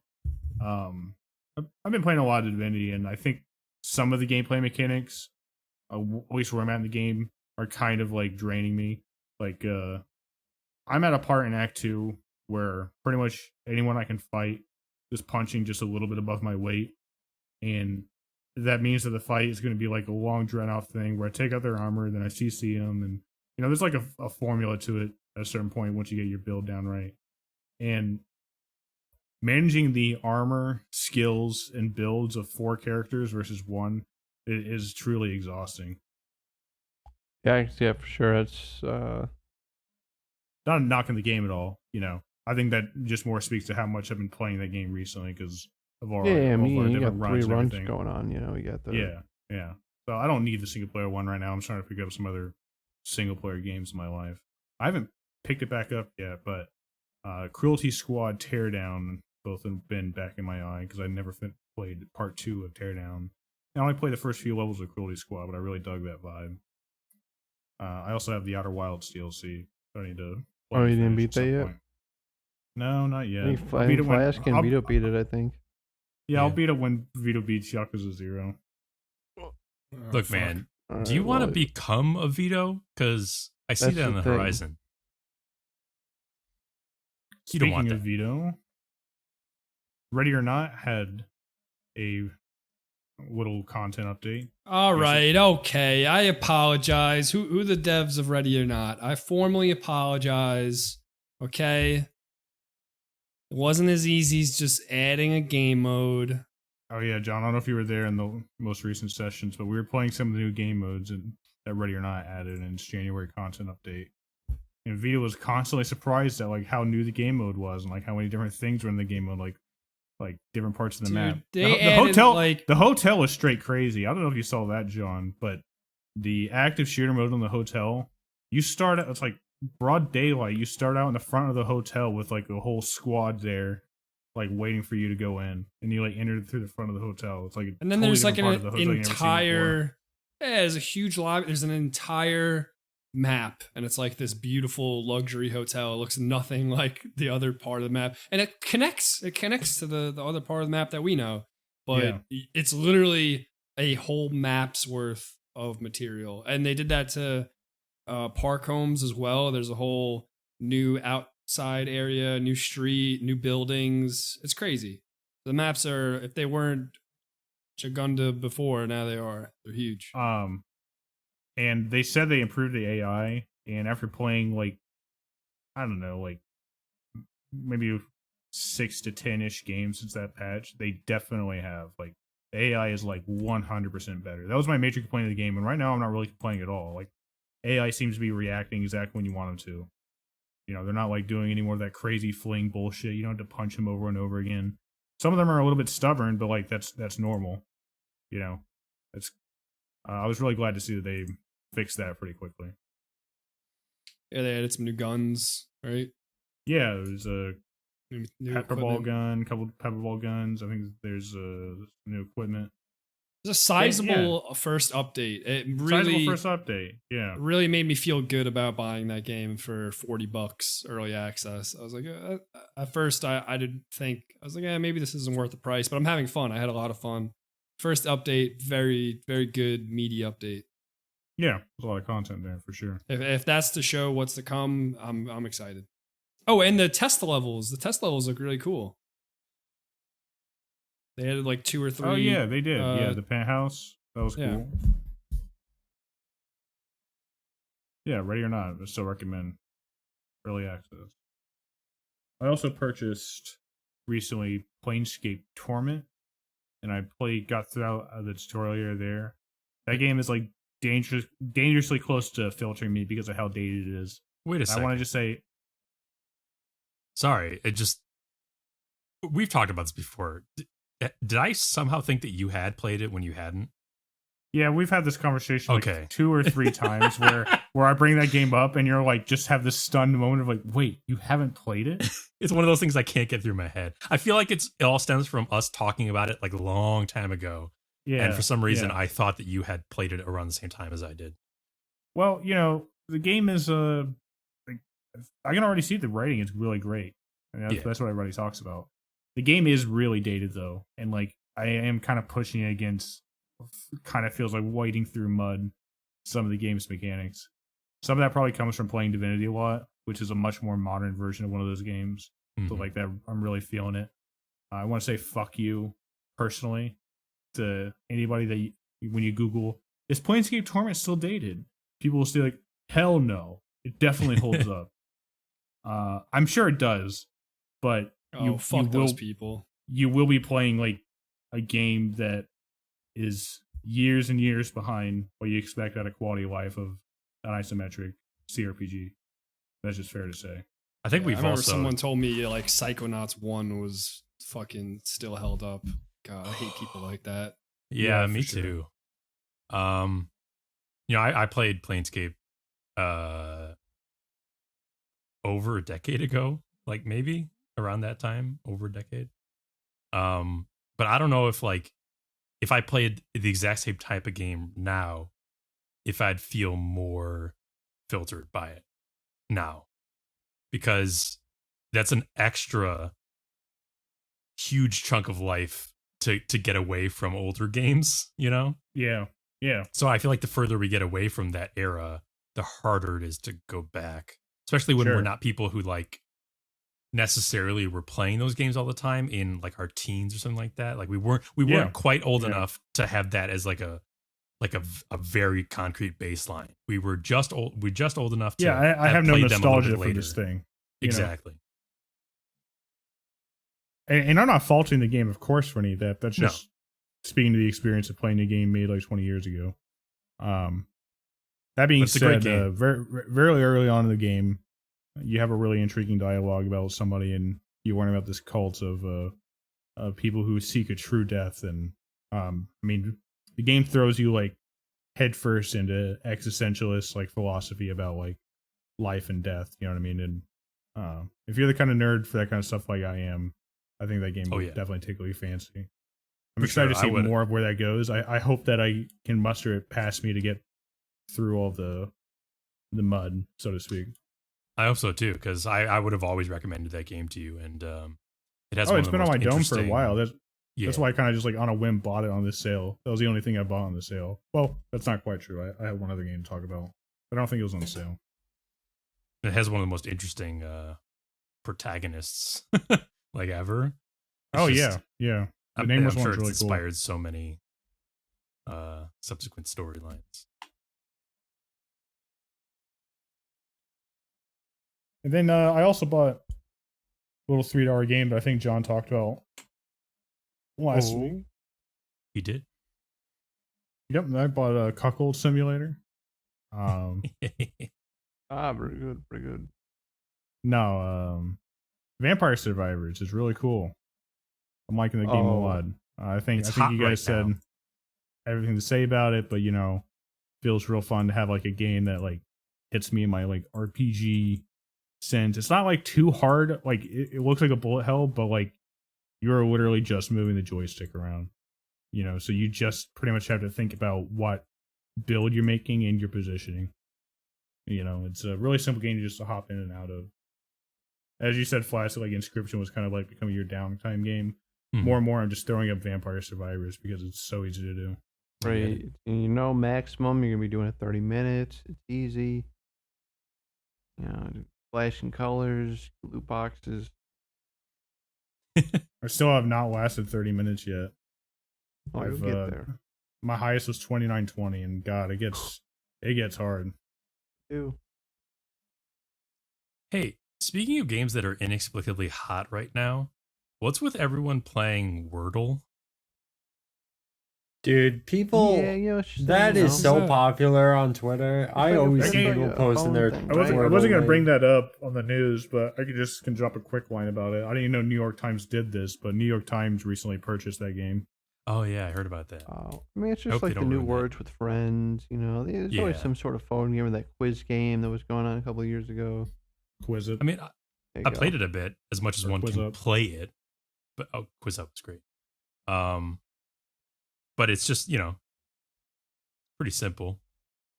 It's enjoyable for what it is. It's just Yeah, I just want to everyday explain it to me. It sounded new fun. word. I was on the ground floor of Quiz Up, and I was on a leaderboard at one point for the chemistry section. Oh, for sure. Quiz Up is the one that had all the categories of like user submitted questions, Yeah. right? Yeah. I loved that thing, and it died, and nothing has replaced it since. And it's sad. I liked that I liked that game that we played at the fire. That was a lot of fun. Oh, heads Oh, up. yeah. Was that just heads up? Yeah. Yeah, that was fun. Yes, yes. Someone Most make a enjoyable Quiz Up game. replacement, please. Do it. That's almost it. I have been doing some stuff on the TV movie front recently. Nothing too notable to talk about. I kind of brought this up in the Discord. I don't really have a whole lot to say, but I watched through several seasons of Weeds, which at one point I felt like was one of those shows that people would talk about in the same vein as like Sopranos and Wire as like a show I should really watch. Maybe that was just like mid 2000s before some better shows. There was came an out. era, yeah. Because I find Weeds to be perfectly enjoyable most of the time, but to be like a mostly completely unremarkable show, and certainly not prestige television. Yeah, it's not one that I get the sense has withstood the test of time and is still regarded very well. And I mean, I think part of that is definitely like it's hard to take, and the show does not take itself super seriously, so don't get me wrong, but it's hard to take it seriously when it's a show about like a weed kingpin in California. Not to say that legalization has completely dated it, but it does. Weed has come afar. There's something off about the vibe to when the show tries to do drama that just like never ever works, and I don't know what it is. It's hard for me to put into words, but it's kind of like this like daytime TV type of drama where you have a core of 5 or 6 people, and they're always getting into death-defying hijinks, and to show that like there's never any stakes that feel real. You know what I mean? Like there's never any like characters that die that are important. You sound so jealous right now. And when they do, it's off screen. Like that's another thing that like the show has not like aged well compared to like other drug shows like Boardwalk and Breaking Bad and The Wire and all them. I'm not to say you have to do violence, but if like your subject matter is like a violent kingpin, it feels tame when like you pull the character off screen and then you maybe see a quick splash of blood, but they're dead. There's no punch to it. Maybe that's the overarching problem is that it's supposed to be lightweight, so they always pull their punches. I think that is a big problem. Yeah, a great second monitor show. Don't get me wrong, but that's Weeds. And that's about all I got. Oh, on Weeds though, I've always been a big fan of Kevin Nealon, but he's great in that show. There's definitely some notable highlights, but that's about it. The protagonist is a woman, though, right? Mary Louise Parker. Yeah, she's also really good. That's my round table. Flasks, you already done yours, and Vito, I don't know if you had anything other than Death's Door. I just wanted to cross you off if you didn't. Not. Yeah, I'll take that as a yes. Wow, great. Vito, thanks. Oh, sorry, just fumbling my mute button. Not really. That was the big one. I bought Katana Zero during the Lunar Year sale on Steam. It's gonna put on the back burner till. Played that for a bit. That one's fun. It's kind of like it's incredibly stylish. It's got really good music. Yeah, great soundtrack. The 2D artwork is like some of the best I've seen in a game like that. It's basically like Hotline Miami, but there's more like a narrative to it. I haven't beaten yet. I don't know how long it is, but I'm sure that'll be beat by next week. Windjammers 2 is a game I was playing around with a little bit. Oh my Just playing with my Is girlfriend. that frisbee game? It's gonna be talking about Windjam. I'm tired of. It's pretty much the new hot game of the Windjammers. Discord. Everyone's gonna be playing it soon. I heard an interesting anecdote about that game. First off, Vito's not the only person I've heard describe it as like a really cool, fun time. So what I'm about to say is not me undercutting you. that. I I don't definitely know wanna how play much it. he paid you. But it I was kind of gonna just say speaks to something like Game bad. Pass numbers. Is that I guess either at some point you could or maybe you still can see the number of players in like a queue.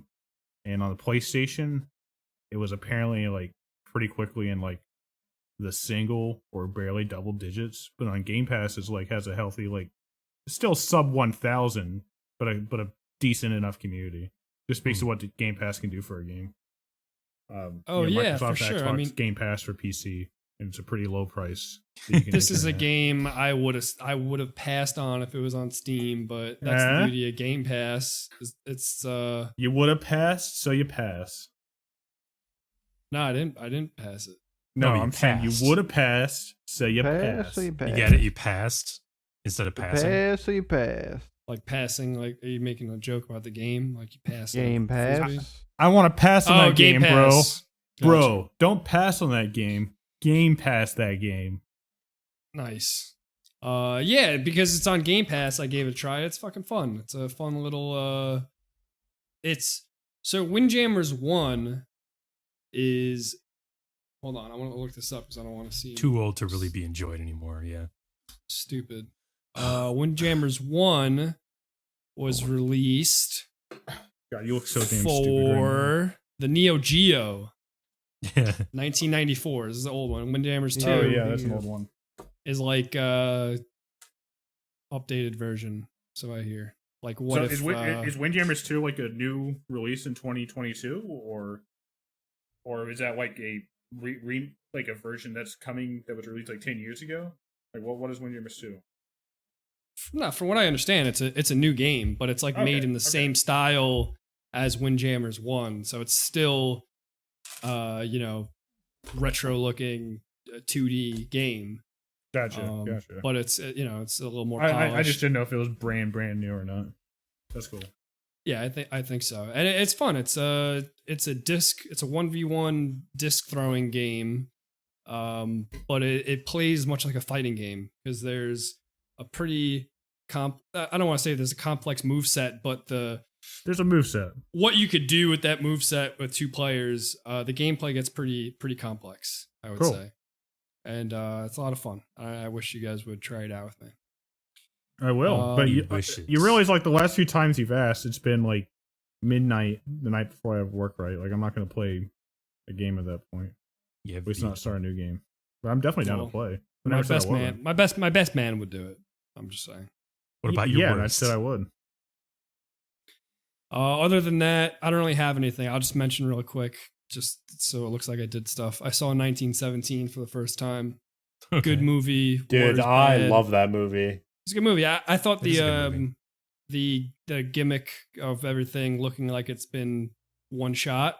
The cinematography, it's fucking awesome, dude. Well, the cinematography is great, but the movie's made to look like it was shot in one shot, and I thought it really added to it. It kind of like, I don't know, you feel like you're immersed there. You really in the experience. Exactly. I thought it was really great. I liked it. Me too. And I also rewatched Evil Dead and Army of Darkness with my girlfriend because she never seen them. Wait, and those movies are phenomenal. The first Evil Dead and Evil Dead 2 and Army of Darkness, because she doesn't really like scary movies. Evil Dead 1 is more like a horror movie, even though it's still a little goofy. So I was like, you're gonna like this, Evil Dead 2 and Army of Darkness, and she loved them for upping the goofiness. Yeah, they're just so silly and they're incredible. And actually, maybe you could help me with this, Flask. I remember there being a show, Ash vs. Evil Dead. Yes. And now, after watching those movies, I'm like, maybe I should check those out. And I saw that they've got good reviews. Yeah, for the most fun part. show. I recommend. I watched it.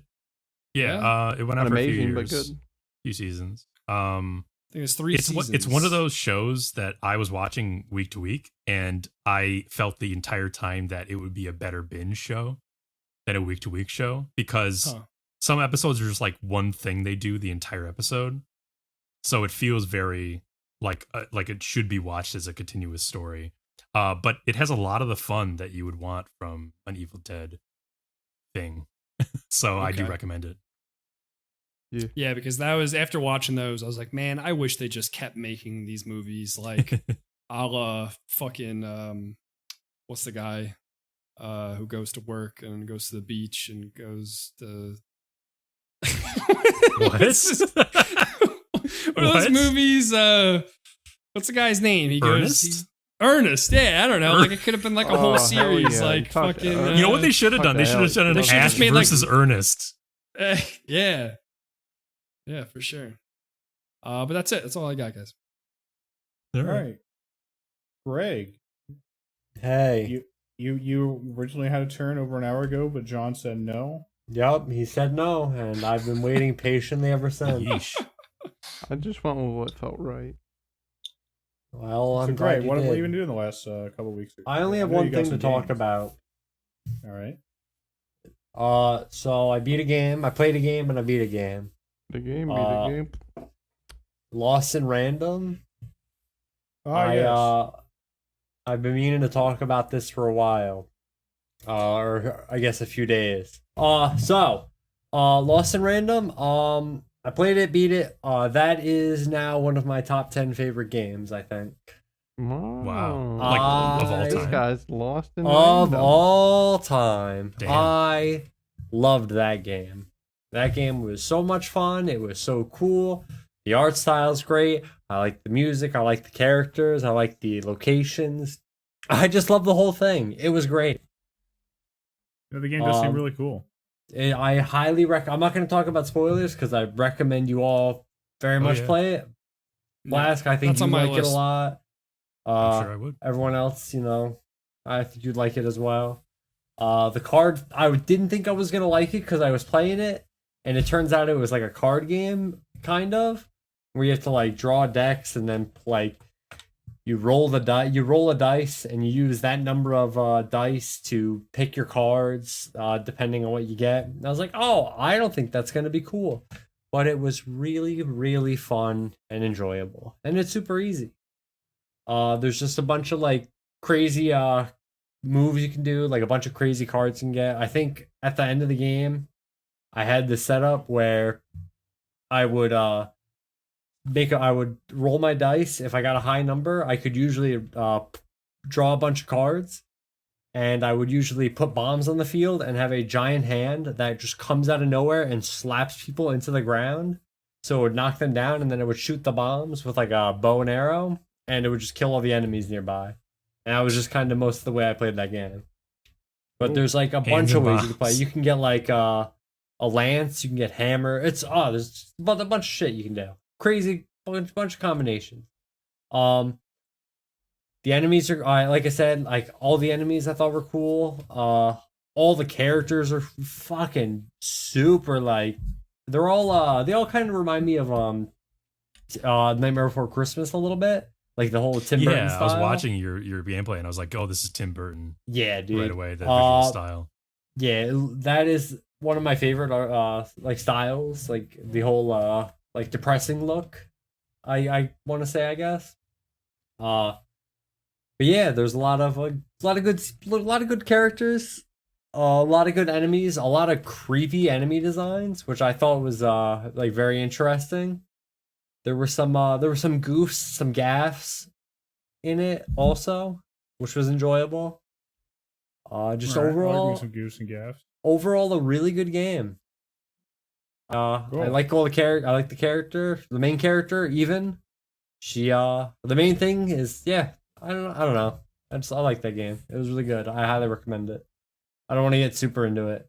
Let me ask But you your main thing tangentially is- related. Oh, okay. Go Oh ahead. yeah, sure. I was just gonna say, like, the main story is you're just trying to you're playing as Even, and your sister Odd was taken by the queen of Random. The whole world is called Random, and on your 12th birthday, you can roll the queen's dice, and depending on what you roll the dice, 1 through 6, you get sent to one of the 6 areas to live. You can either be 1 Croft, 2 Town, 3 Dom, 4 Burg, 5 Tropolis, or 6 Topia if you're really lucky. No, if you ain't from Forberg, get the fuck out my face. No, let me just say, people from Forberg, they're garbage. I'm a big fuck fan you, of homie. I 3 swear to God, I'll kill you. 3 is my. I love 3 I love hanging out at 3. 3 is my favorite area. I do plan on playing it after I beat This makes that. me John, I gotta say, you're more of a 2 Town. You're more of a 2 Town kind of boy. These make me think of Earthbound. the number. I love the name. The naming cities. scheme of a lot of the stuff For is sure. really funny. But yeah, I highly recommend it. Okay. I would love to if you guys play it, I would love to do a talk about that game. So now you got Outer Wilds next, then, right?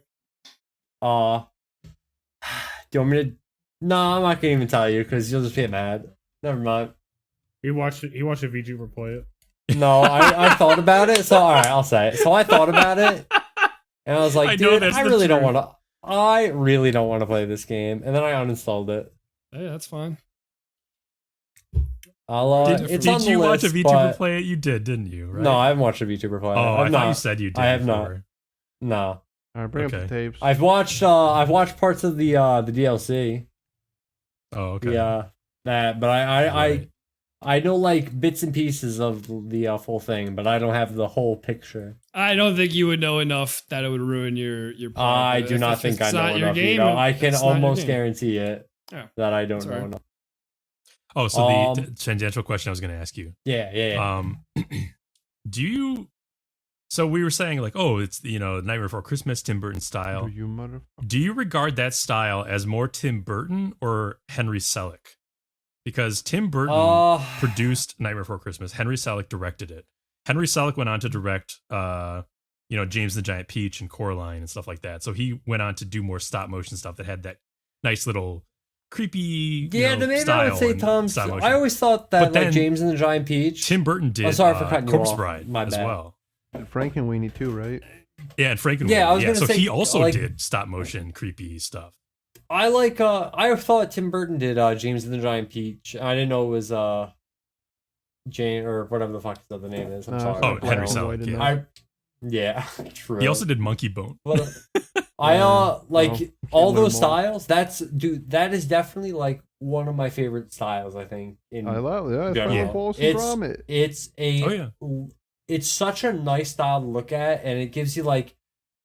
It gives you like kind of like a sense of like unease, but also like, oh, this is really nice looking. I Cozy love unease. stop motion is awesome, dude. And stop motion and that creepy ass stop I think so, motion too. shit. Oh, it's so good. I agree. That's why I'm Oh, excited for cool. that game we keep talking about randomly. The Dude, that game looks insane. I can't. Wait I for cannot remember that in the whatever it's game's name, called. but it's just so it's fun. That's funny. But yeah, dude, or dudes, I highly recommend that game. It's lovely. I definitely I think they're gonna make a sequel because there's a lot of shit that like happens during the game that they don't talk about. The game So is I think Vocabulantis. Fuck, are you guys talking? Oh, the new one. that the might new- it's that Uncanny Valley game, in the submarine with the people who are like kind of look real, but they also kind of look like puppets. They're puppets. They're literally puppets. Yeah, but they kind of Someone look link this real, game and so it's I like can look weird. at it. Actually, I think I know. No. This is not what I was thinking about. I don't know. I think it's sort of pirate thing, but I think it's a movie. What the fuck It's is a this? stop motion. Stop like motion none of you using puppets. Oh man, I don't know where I was when they announced this one. This looks cool. Oh yeah, dude, this looks awesome. This was yeah, dude. This I really was excited. I'm really excited for this game. That looks so crazy. But yeah, that's my Lost in Random. One of my favorite games. I super recommend it. It didn't All go right. up to your Oh. favorite game, did it? One other thing, I gotta talk about. I only played it for like an hour, but I gotta give it some credit because it's pretty dang cool. Hidden Deep. It's a game. It came out last week on the 24th. It's a side scroller, a 2D side scroller game. Where you're basically on, I think you're on Mars or Jupiter, or you're on some planet. And it's basically like The Thing, where you're this dude and you're basically getting all these missions, and there's just crazy monsters like in this entire cave system you're exploring. What's the perspective or whatever, Like where It's like you ever play Bar Trauma? is it so it's like side? Yeah, it's like a Or- side view. Okay. I'll post it in chat real quick. But yeah, that I started playing that. Like I said, I only have an hour of it in, but it's pretty funny. It's an enjoyable game. It has a co-op mode also. I'd love to try that out with one of you guys. I think it'd be a lot of fun. All right, cool. Is that all you got, Greg? Yeah, that's all I got. That's all I Inspired got. by Aliens, Alright. The Thing, and Half-Life. Well, fellas, we've been going on a while, but we still have a little bit of news to discuss. First off, Lucifer and Biscuit Hammer, something I have no idea about, is going to receive an anime adaptation in July 2022. Yeah, Wow. is it supposed to be something popular? What is it? Exactly not popular. Well, it's not one that I think I would ever expect to have had to get an anime adaptation now. Greg, have you read Lucifer and Biscuit Hammer? Oh, I've seen this before. I'm looking at it now. I saw this like Okay, years yeah. ago, but I never. It's I've from never like the read mid it. 2000s. I'm gonna say 16 it's like, years old. This or looks something like like 2005. and this author has a few manga that were popular around that time. But it's just interesting that it's getting an anime adaptation so much. I want to see what other stuff because this guy's art looks familiar. so long, but it strikes a very particular tone, and it's like sort of like a shonen deconstruction of sorts. You got like the average Joe hero and the plucky girl who definitely don't fit into the expected molds. But I'd say it still retains more humor and cuteness than your true deconstruction. But mostly I just threw this on here because I was like curious if Greg had ever read it, and I have read it, and I was surprised that it was getting an adaptation in 2022. Cool. Well, anime fans, keep your eyes out. Maybe it'll be I won't good. watch it. I have definitely read a few of their I don't watch it things. either. I seriously I can will not say do it. that. I will definitely. That's all right. not be watching No, no matter what, like I'm not gonna. Don't worry about it. I'm really not I gonna. will not be watching that. But you know what I will be watching? What? Star Wars? I'm gonna be watching. Yeah, sure, why not? I'll be watching 3 new games from Respawn, Star Wars games specifically. Well, you could play those too. Nah, I'm not gonna. You I, could I, play, I actually probably won't. I might play watch one You of could them. play the Fallen Order sequel. You I could will- watch the I new will first-person shooter probably- game. Ooh, I gotta play play the Fallen. I Fallen gotta play Order the first sequel. Fallen Order. I will not play the FPS or strategy game unless So they're. this is very typical Star Wars mold to follow, right?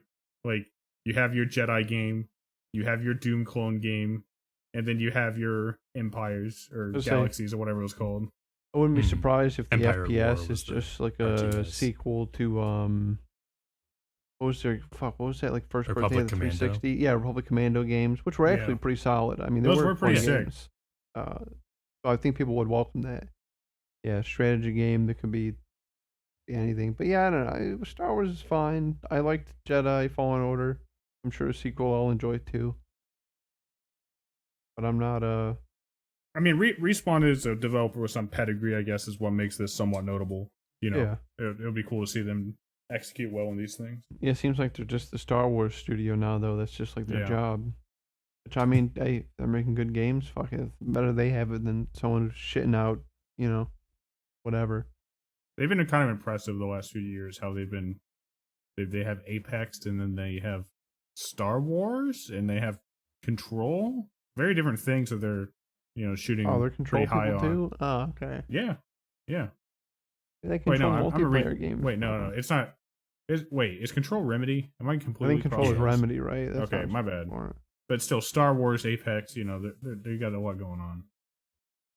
You know Respawn because you can run on the walls. You can run on okay. the walls. On the walls, you can run. The fuck's this thing?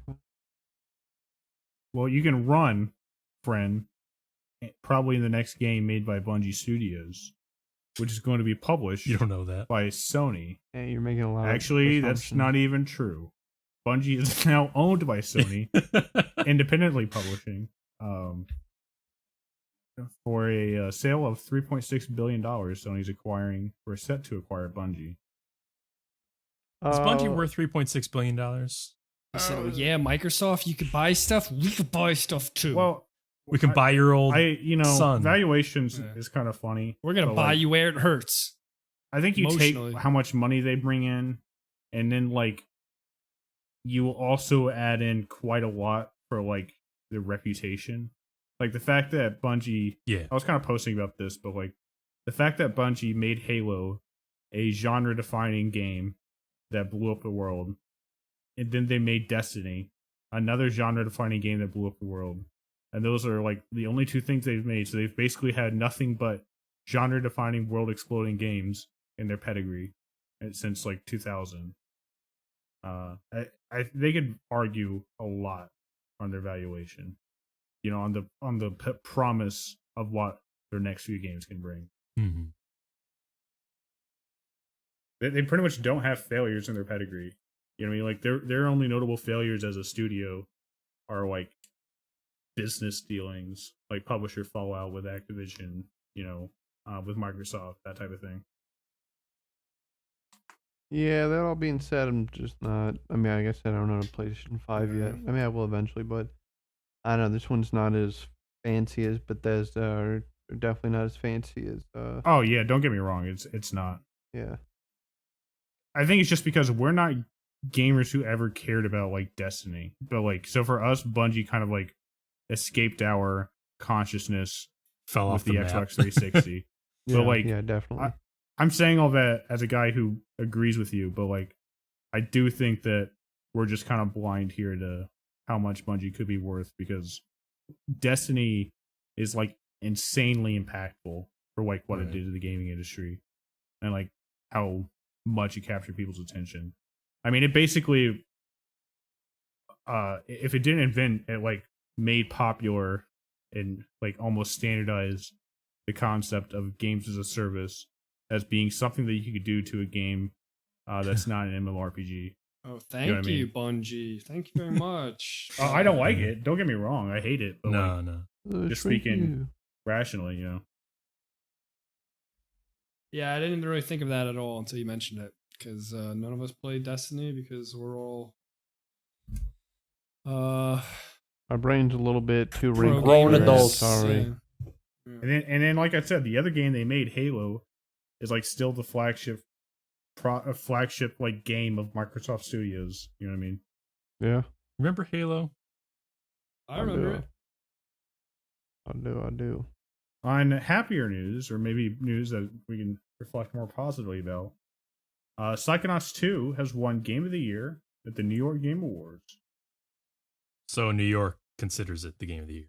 Oh, Yeah. Vito See, said it was. I don't know. and Nobody people, nobody asked me for I was my gonna opinion. say, how on much this. Yo, sway it, did it you is have it in is this? the Big Apple Award for Best Game of the Year. This didn't go by me.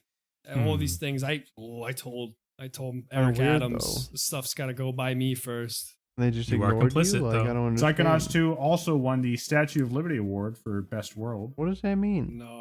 First off, that's Are they going to make a For Best Statue of World. Liberty Yeah. sized res? Well, no, I mean the Statue of Liberty. What is it? Just the Statue of Liberty decided, hey, you know what? I think I want to give the award to this person. She lowered her torch down and pointed at Psychonauts 2. Oh, and this said, is you. this is maybe my favorite one. There's a lot of wacky titles here. There's Oh, what? So they 10 this Pan is- Alley Award for Best Music in a Game, Sable.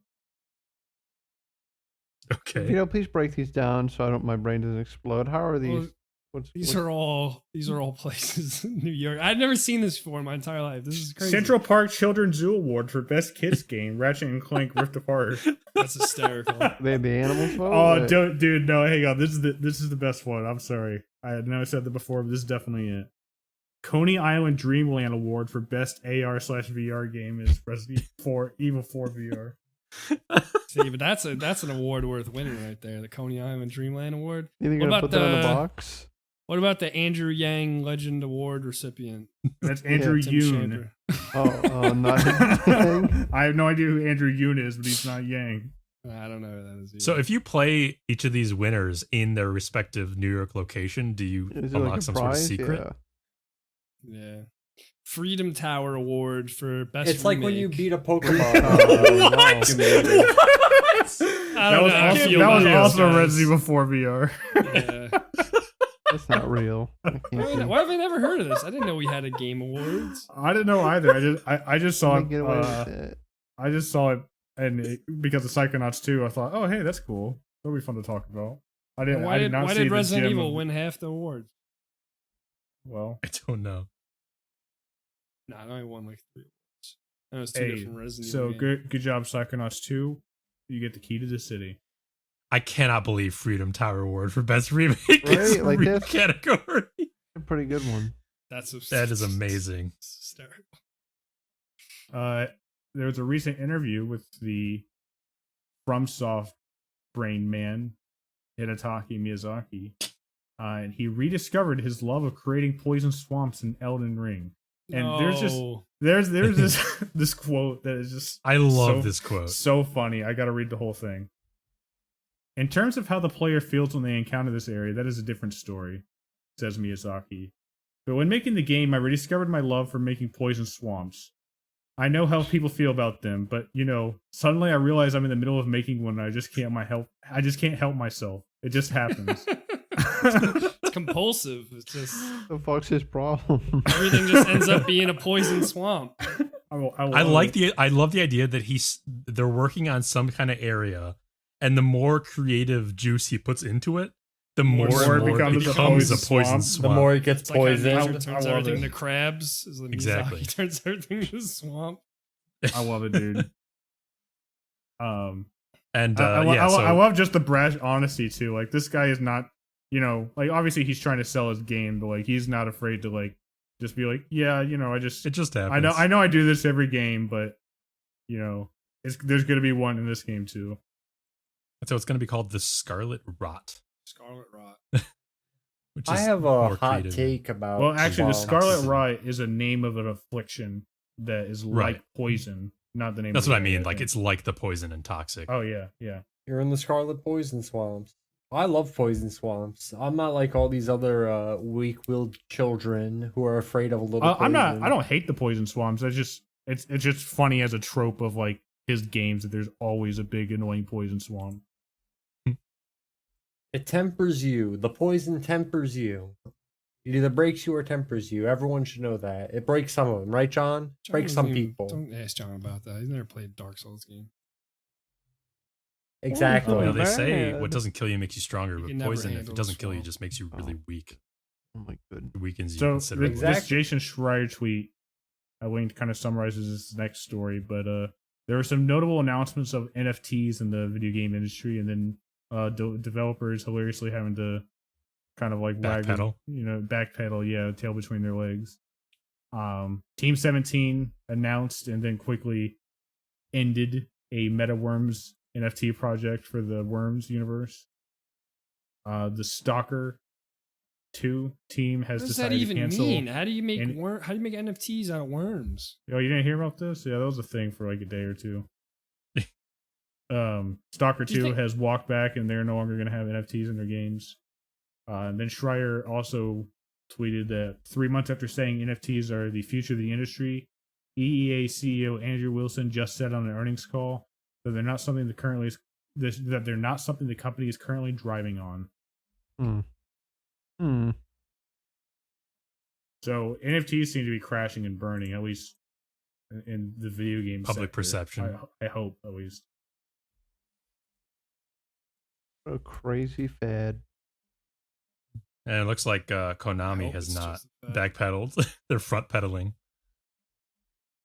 Yeah, back Konami actually thought this is the greatest thing because it's Konami and they make lovely decisions. They make excellent decisions constantly. Naturally.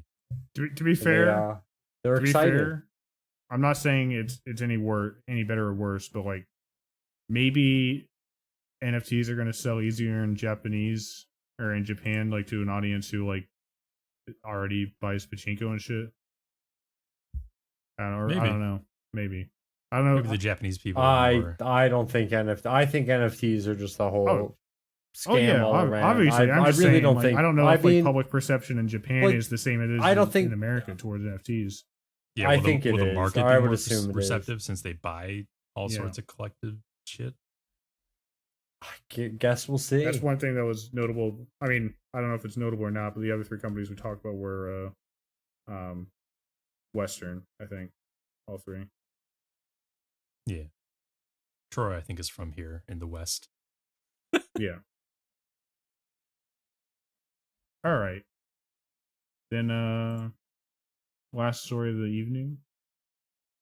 Suicide Squad kills the Justice League. No. Announced in 2020, the next game from Warner Brothers Rocksteady Studios has been delayed to 2023. Oh, I thought that was the story of the suicide kill the job. Okay. No. Or Justice League. Didn't they show get to gameplay live of this another game day. off something recently?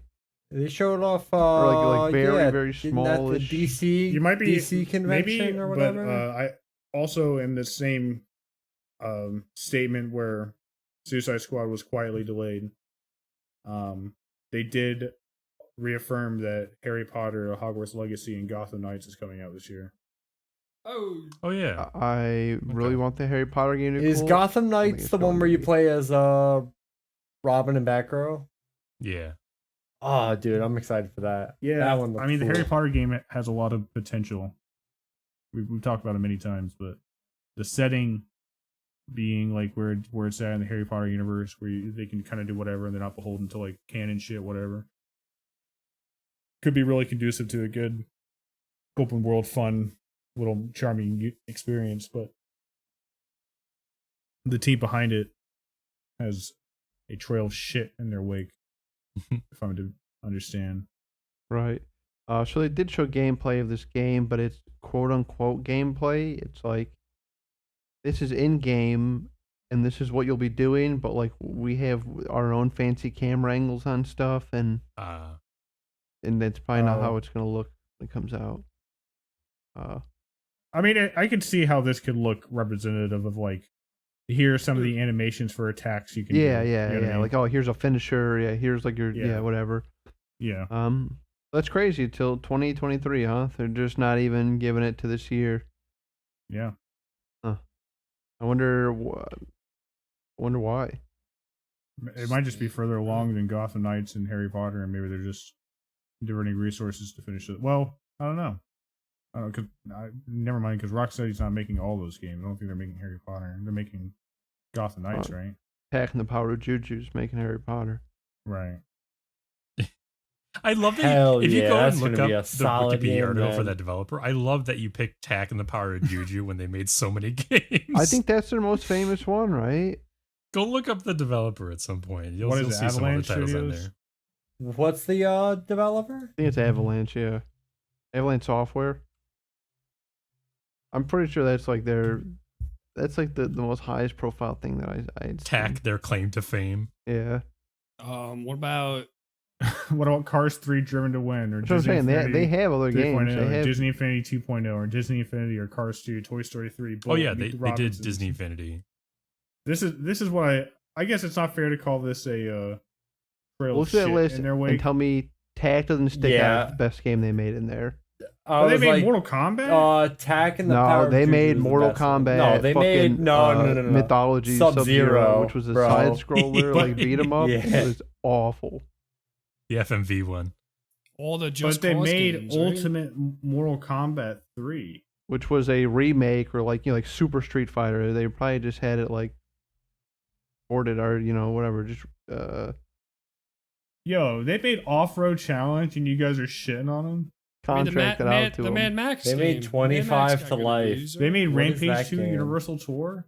They made. I feel like I'm not looking at the same list. Yeah, they as made you some guys. Rampage games. You're looking at Avalanche Software, Vito? Because I'm not seeing. Avalanche Studios. It's No, Avalanche Software. Avalanche Studios is a much, well, I think is a more well-known studio. It's Avalanche Software. Oh, that's different. See, I'm that's- saying, they made like, 25 to different. life. They made 25 to life, John. They did. I'm just, they made over 20 games here, and I'm just saying, I think Tech and the Power of Juju is probably their highest rated one. That's They all I'm made saying. DBZ Sagas. I typed about it already. That game is actual I dog shit. So slow and delayed Tack the and the controls Power of are, you Juju wouldn't is believe a it. Great game. Together, me and my Regrets in brother, we Paris, couldn't the be movie. Raditz. That's impossible. How? Raditz is he's the most powerful Saiyan. Yeah. The better brother. IGN gave Off-Road Challenge a 2.5 out of 10, criticizing the graphics as dated, with most objects having blurry sprites, the textures being muddy, and the frame rates being low. The presentation saying that the menus Didn't that they were give directly ported God from of the War a 7. arcade Oh, they- slowed down. They made the only sports game I ever really liked. NFL Cars Blitz 2? 2000. No, NFL Blitz 2000 for the Dreamcast. I played a lot of this. Who are you talking about, Vito? You That's I not feel like them. you are not looking. Avalanche Am Software. I not on the dude. right thing? Look. I thought that was them. I googled it. Avalanche Software. They made no cool games. Oh, they did Tack and the Power of Juju. They attacked Oh the Power of my Juju. god. Vito, They Are did you- mostly Disney what are you games. doing? I will say that NFL Blitz 2000 has Avalanche Software. Hey, listed I'm as just a saying developer. Disney Infinity 3.0 got Maybe they got a published 10. it or something, but they didn't develop I it. don't know. Oh look, they're making Hogwarts Legacy. Bolt got a 50 out of 10 or a 5 out of 10. 50 out of 10. Yeah, that's pretty sick. Chicken Little. Yo, that's pretty Cars good. 2 got a 74 on the PlayStation 3 version. And I'm not trying to hit them too hard, but maybe they rearranged, maybe they got bought out, maybe people got shifted around and they said you're doing this and we're gonna make it Yeah, good. Are we really excited about this Hogwarts game? Or I think it could Yeah. be cool. misguided? Tentatively. I think that it had a game set in the Harry Potter universe. Made by like a studio. We were just saying, even like someone like Rocksteady or someone, whatever. I don't know, anyone with like a competency. Yeah, it could be amazing. I think the universe and the setting is there to make a really cool world. You have a lot of Yeah. stuff to work with. But now attacking the power and Juju It's gonna literally do it? a wizarding world. I don't have as much faith. Dude, we need a new tack. Tack 3. Hell, tack is Yeah, back, Tack, baby. Tack. Shane Satterfield of Extended they already Play had a gave Tack the 3. PlayStation 2 version a rating a 2 out of 5 and wrote that the game's characters all control exactly the same and have the same abilities. And that's not saying much because they do very little. Despite the fact there are just 3 moves to perform, the jumping mechanism is difficult to come to grips with, and a plethora of invisible The walls grips with the fuck. makes navigating the environment a chore. The simple mini games will please the young ones, and they give the game a sense of variety, but they're far too simple for parents to appreciate. Oh This look, is all they about made the only Rugrats sports Royal game I Ransom. ever liked. You're sweating, look at NCAA your college hands football trying to come- 2K3. All right. Well, I don't want to beat up on Avalanche Software too much. Like I said, it's been a while since I did a game. It's been years. It'll be a new group of fellas, new group of workers. Hopefully they retain the core team from Cars 3 Driven to Win. Yeah, and Tag and the that Power of core. Juju. I was kind of hoping for the NCAA college football 2K3 guy. Yeah. It is the only sports game I've ever liked, so. Oh man, Rugrats the movie, that was a banger. All right, stop going through the fucking games. They all suck, Andy. Just admit it and get over it. Tack is their greatest game until Harry I Potter guess comes we all out. have some and homework then- for next week. Everybody's gonna pick one game on the list and report back. Vito's Dibs on already, Tack. Vito's going to pick an Avalanche Studios. Vito's already got a game. I got so many games. People are assigning me games left and right. I don't have enough time. And hey, you know what? We'll make our own Harry Potter. That's Yeah, the plan. fuck it. We'll make our own Sweet. Harry Potter. I hope everybody's enjoyed us. I've enjoyed having all my friends around. It's been a good episode. Did you ever welcome the audience to the podcast? I know you welcomed us a couple Nah, times. he's just talking to us the whole time. Oh, It's a little well, rude. listeners, You're a real selfish son of a bitch. You know that. welcome. I hope you enjoy. Thank you. Good evening. Good night. Good night, everybody. Good night. And good night to our listeners as well.